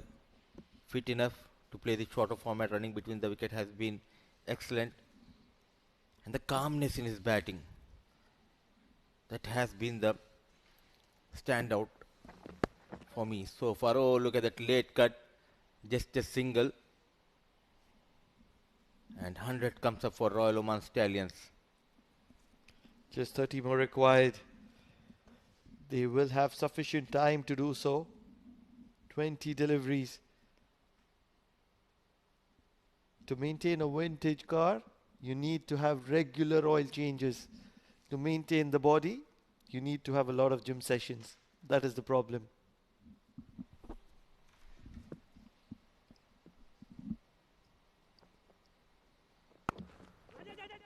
Another single. There is saying in Hyderabad, either you go to gym to stay fit or visit regularly a restaurant where you'll find delicious Hyderabadi biryani.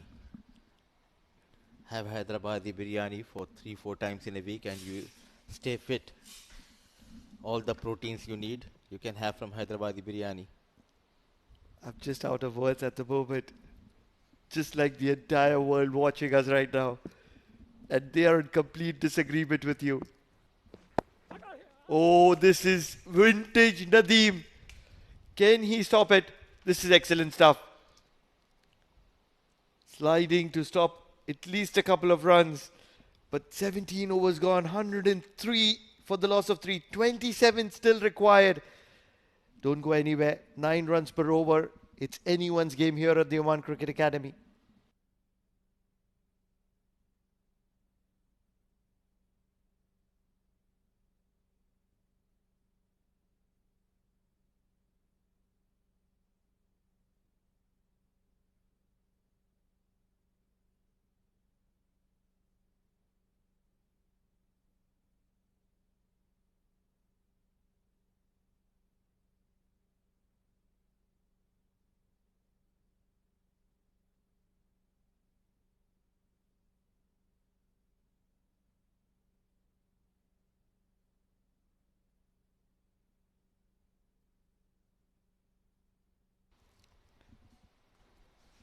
Afreed Katie will come into the attack from the Oman tail end for his final over. Big shot. Fielder will take it. Hashir Dafedar is the fielder there. He doesn't drop a lot of catches. Karan Sonavle, he's had a brain fade movement. 40 of 35. He was required to stay there till the end with the captain. And just when it mattered the most, he's going to be walking back. Not over, back of hand delivery. Brave enough to bowl the delivery at this point of time. Wanted to go big, he finds the man Dafedar. So at last, the partnership comes to end. The dangerous looking Karan Sonavle, he needs to depart. A brilliant 40 of just 36 deliveries, 103 for the loss of 4.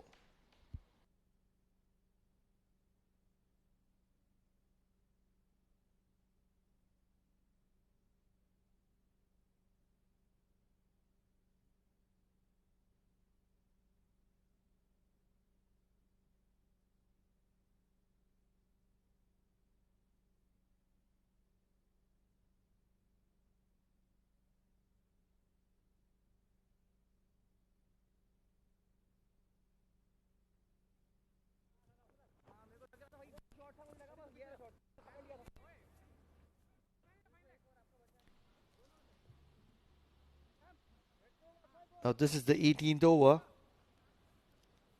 And Afreed KT is going to be bowled out. It's a no-brainer that Munish Ansari is going to be bowling from the other end. That's the 19th over. Whom do you think is going to be bowling the 20th over? They have the option of Sandeep Gaur. They want to use him. But big relief. They need a couple of more wickets because they have a deep, strong batting order. Royal Oman Stallions. They need plenty of wickets. Afreed Katie to Hasnain Ali Shah in the air and it drops. And not just drops, it also goes to the boundary. It's a hit or miss. That's the kind of player Hasnain is. And the very first delivery, Ashish Odedra had the opportunity of sending the most important factor of this game back to the dugout. And what he does? Was it a catch or a bump ball? Was certainly a catch. 100% a catch. I'm not sure, Pranav, but at least he should have stopped that. Gave away easy 4 runs. And a difficult position on the cricketing field, the fine leg and a short third because the ball travels in a fraction of seconds.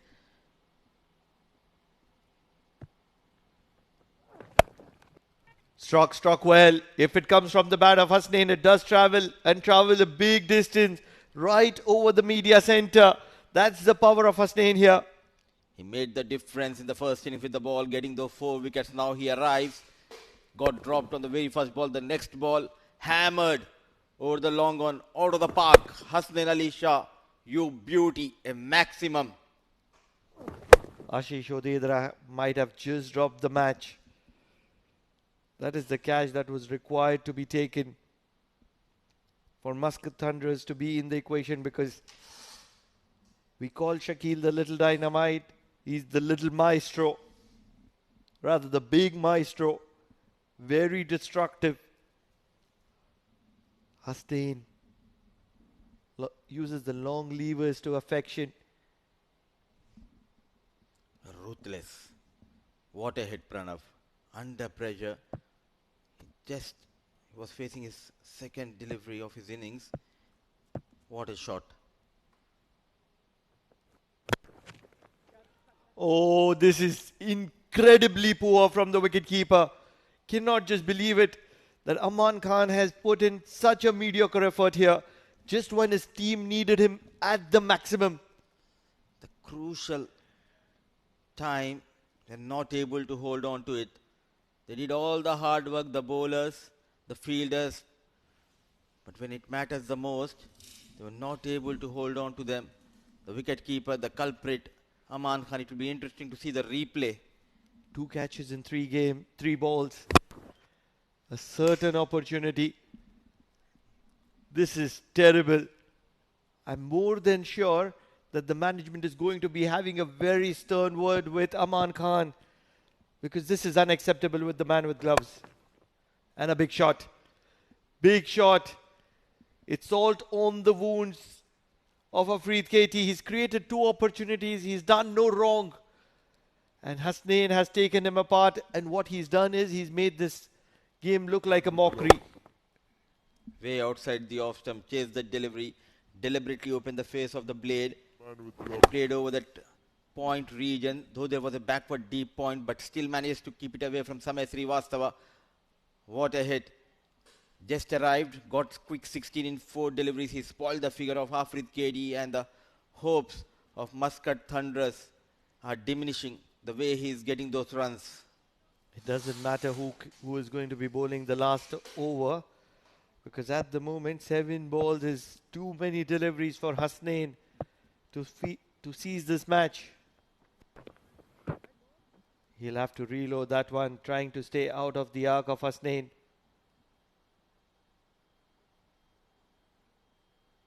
At the moment, wouldn't be a bad option to try a slower delivery to Hasnain, because the only way Muscat Thunderers are going to be staying in this match is by seeing the back of Hasnain. He's not going to be missing a lot. You forgot the artist at the other end, Muhammad Nadeem. The damage has been done, Pranav. They're out of the equation now. A wild swing, a dot delivery, but what an over for Royal Oman Stallions. He has turned the tide in favor of Royal Oman Stallions. Hasnain Ali Shah, the star of this game. 18 gone, 120 for the loss of 4.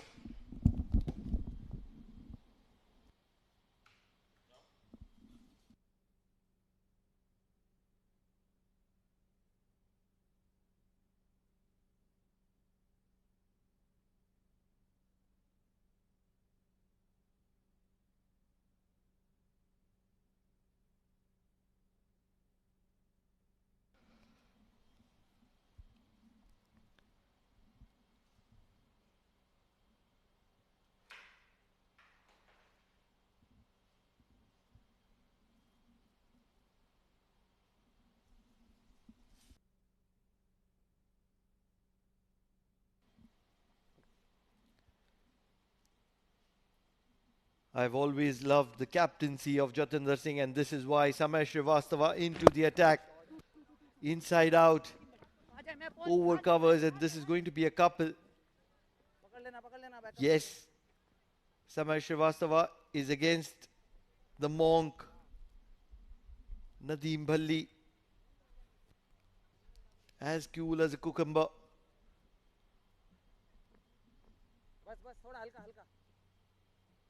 26 of 18. Swept well. Protection in the deep will keep it down to a single. And this is going to be a very interesting contest. Hasnain versus Samay Srivastava. They're just one hit away from leveling the scores. And that's the kind of intent that Hasnain is going to be having. No communication required whatsoever between Hasnain and Nadeem. Looking for the big heave, asking for the wide. Never in contention for a wide. 9 deliveries remaining, 7 runs to get. One of these deliveries is going to be a googly. Guides it to backward point and it's going to be a single.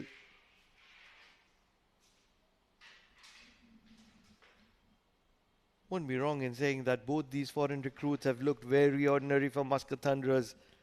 The wicketkeeper Aman Khan and the left arm spinner, believe it's Sharma.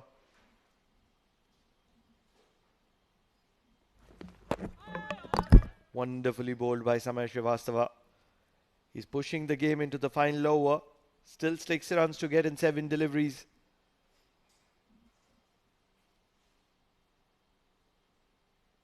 Can he not be greedy and bowl a leg spinner? Can he be greedy and look for that wicket of Nadeem with a googly? It's going to be the sweep that is going to be coming out of the armory. Not really. Just guided for a single to keep strike for the final over. 5 runs required of the final over. It's going to be a nail biter. Just stay tuned because Royal Oman Stallions and Muscat Thunderers are not willing to give it up.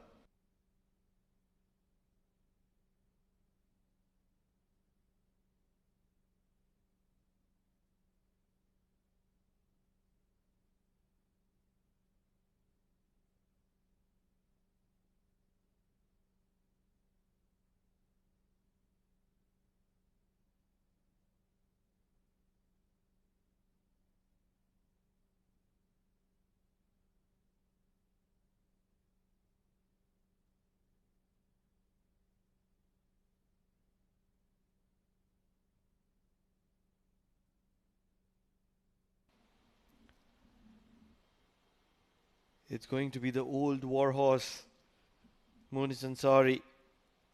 13 runs in his 3 overs. He's been one of the most difficult bowlers for the Royal Oman Stallions in terms of economy league.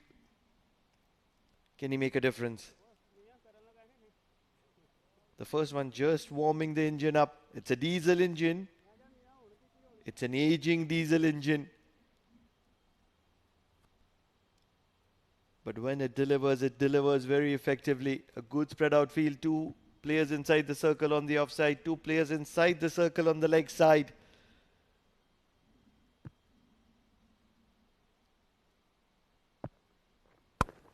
Short cut. This ball is travelling. And Soumya does well to keep it down to a single. A little bit of a fumble. And he would probably be having his heart in his mouth with that fumble. This is the most interesting point. 4 runs required. 5 balls in hand. And here's a player who wants to play a big shot. Monis Ansari knows it. Muscat Thunderers know it. What is Monis Ansari going to be offering here? Big shot. Finishes off in style. Yes, he does. Hasnain, that's what he's known for. Lifts the bat up and gives it a bow. He's a beauty. 23 runs in 8 deliveries. Probably he's also sealed the deal for the man of the match position. All that effort, all that hard work of Nadeem at the other end, he has been appreciated. Because Hasnain has made his work look very, very easy in his arc. And when he strikes it really clean. He's a powerhouse, and that's the main reason why he's been promoted. But what a game with 4 balls to spare. The Royal Oman Stallions seize the deal. They wouldn't be very upset, Muscat Thunderers, because they have been into the equation. This was one of those low-scoring games, and they've held Royal Oman Stallions till the last over. And towards the end, a lot of positives for Muscat Thunderers, a lot of positives for the Royal Oman Stallions as well. They've beaten the big Muscat Thunderers. They were looking unbeatable, especially with the kind of form that Jatinder Singh is in. Handshakes all round. Faizan Abdullah just behind Jitin Kumar Ramanandi. Karan Sonavle played a big role as well. Anshuman Prasanna, he was very impressive, but just not amongst the runs. Quality on offer, quantity not yet. They are big side. And towards the end, it is the coach of Royal Oman Stallions, PC. One of the backbones. Very intelligent man with a lot of experience that he needs to share with his side. And with every passing day, he's making Royal Oman Stallions even more valuable. So that's the confirmation. And the scoreboard, when you look at it, Royal Oman Stallions, Ved Prakash and Anshuman Prasanna was struggling right at the top. Struggling was Junaid Ahmed as well. Karan Sonavle came to the rescue, 40 of 36. He was the top scorer for Royal Oman Stallions. And then came in Hasnain to join Mohammad Nadeem, who was looking as solid as ever. 29 of 22 for Mohammad Nadeem. But Hasnain did steal the show with that 23 of 8 deliveries to seize the deal for Royal Oman Stallions. 11 extras in the process as well.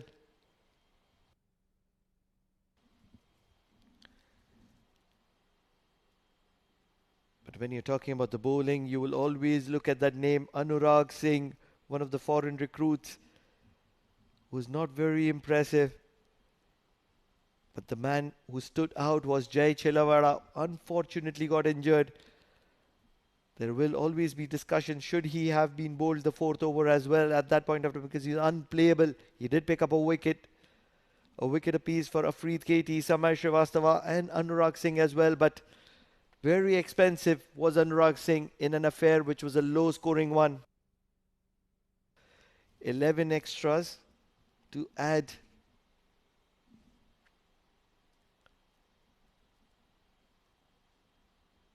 It was a game that was always in control of Royal Oman Stallions once they crossed the halfway mark.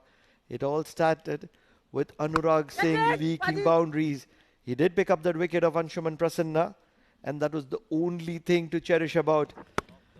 But apart from that, he was taken apart with boundaries. Probably was a little too short, little too wide. Jai Chelawada was very accurate. He was the pick of the bowlers. He did get a couple of wickets, although only one was to his credit.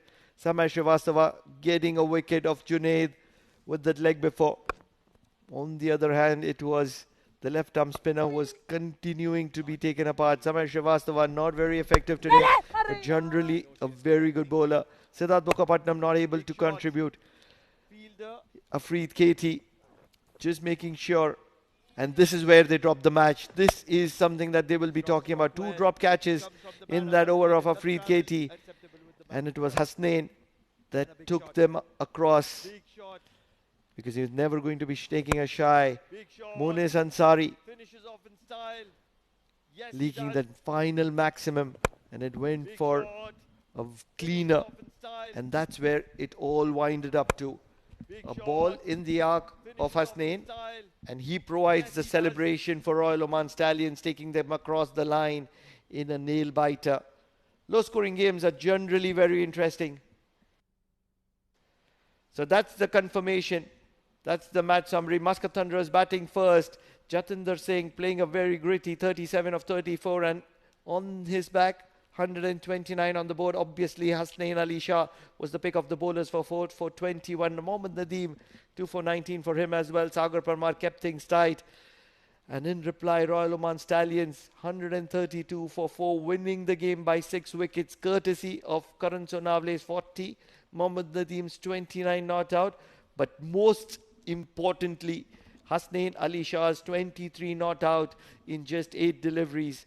The bowling side couldn't stand tall, but they kept things tight, and that's where the net run rate will play an effect.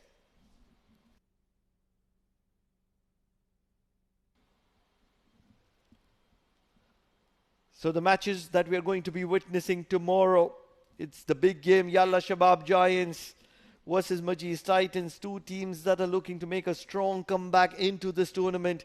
And that's the afternoon game, match number 9. And in the evening, it is the Renaissance Challengers who have not got going. And not got going is IS Invincibles as well. And both these sides would like to put their wrath forward on the opponent and get going in terms of results in their favor. They need to climb the points table if they want to stay in the tournament, and that's a desperate position for both those sides. It's August 18, it's a working day, yet a double header. Two very good matches.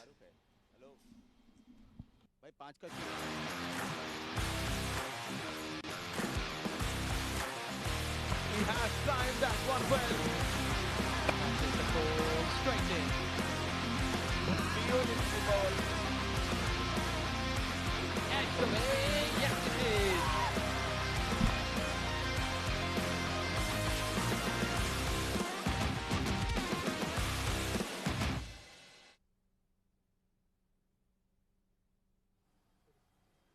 Two matches, 2 wins for Royal Oman Stallions. A well-calculated chase, that means the winning spree of Muscat Thunderers comes to an end in this tournament.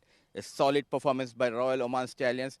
Now the points table is wide open. And talking about this game, quite a few notable performances we have seen. Batting first, Muscat Thunderers, they posted 129 on a tricky surface. Yet again, it was Jatinder Singh who got 34 runs of 37 balls, but he did not got support from the other end. And when the chase started, they were very cautious. Both the young openers, Ved Prakash and Anshuman, took their own time. They were in a trouble. Then came a partnership between the experienced Nadeem and the informed batter Karan Sonavle. They took the game to near to 129. Then they lost Karan Sonavle. But they have the services of Hasnain Ali Shah, who came in and who blasted Afreed KD out of the park, scoring quick runs. Just the right time to introduce our match referee, who will be giving Player of the Match award. And Aslam Parvez Prince is our match referee. And Player of the Match goes to a player who bowled quite beautifully. 4 overs, 21 runs, 4 wickets, and 23 runs in just 8 balls. And I would like to give him a name of Sultan of Impact, because whenever he has the ball in hand, he loves to take those wickets, and with the bat, he's very dangerous. It's Hasnain Ali Shah, our Player of the Match. Hasan, पहले तो बहुत बहुत मुबारक, धमाकेदार गेंदबाजी. पहले हम बात करेंगे बॉलिंग की, क्योंकि विकेट उतना सपोर्ट नहीं कर रहा था फास्ट बॉलर्स को. तो क्या प्लान के साथ आपकी गेंदबाजी हो रही थी? बस प्लान तो सिंपल था कि जगह पे बॉलिंग करनी है, अच्छी लाइन पे बॉलिंग करनी है, क्योंकि अभी जितना हमने नेशनल टीम के कैंप में मैचेस, प्रैक्टिस मैचेस किए हैं, तो उसमें वो कोच बताते रहते हैं कि चाहे जो जैसी भी विकेट हो, चाहे जो भी गड़ा हो, लेकिन आपने अच्छी लाइन पे बॉलिंग करनी है. तो वही अच्छी बॉलिंग पे, अच्छी लाइन पे लगा हुआ था और कामयाबी मिली है उससे बस. और आपके कप्तान काफ़ी एक्सपीरियंस है, कितना आपको छूट मिलती है गेंदबाजी में? क्या वो आपको टिप्स देते हैं, वरना आपको फ्री हैंड छोड़ देते हैं? वो मुझे बहुत ज़्यादा उनसे सीखने को मिल रहा है. नदीम भाई, हमेशा मैं उनसे पूछता रहता हूँ. आपने देखा होगा कि मैं उनसे मैच में भी सीखता रहता हूँ कि नदीम भाई आप बॉल इस तरह पकड़ रहे हैं, इस तरह पकड़ ले. लेकिन मैं कहता हूँ मेरी बॉलिंग जो अभी लाइन और लेंथ और अच्छी हो रही है, उसमें 60% 50% नदीम भाई को क्रेडिट जाता है, क्योंकि वो मुझे बताते रहते हैं प्रैक्टिस में, मैचेस में. मैं उनसे बहुत सीखता रहता हूँ. और माशाल्लाह से काफ़ी खुशी होती है जब आप जैसा गेंदबाज बल्ले से भी रन करते हैं, एक अच्छे एक ऑलराउंडर की तरह आप उभर रहे हैं यहाँ पे. तो थोड़ा सा अपने डाइट के बारे में बताएं कि काफ़ी लंबे लंबे छक्के लगाते हैं आप। डाइट तो बस कुछ नहीं है, वही सिंपल है बस। बाकी टैप बॉल खेलते थे पाकिस्तान में, तो उस वजह से थोड़ी सी ये है कि हिट मार लेते हैं, बाकी ऐसा कुछ नहीं है डाइट में। बहुत बहुत मुबारक, और उम्मीद करेंगे आने वाले मैचेस में भी आप इसी तरीके से परफॉर्म करें। इंशाल्लाह इंशाल्लाह। Thank you. That was Hasnan Ali Shah. With that, we conclude our post-match presentation, and that brings curtains down on day 3. See you tomorrow. Till then, take care. Good night.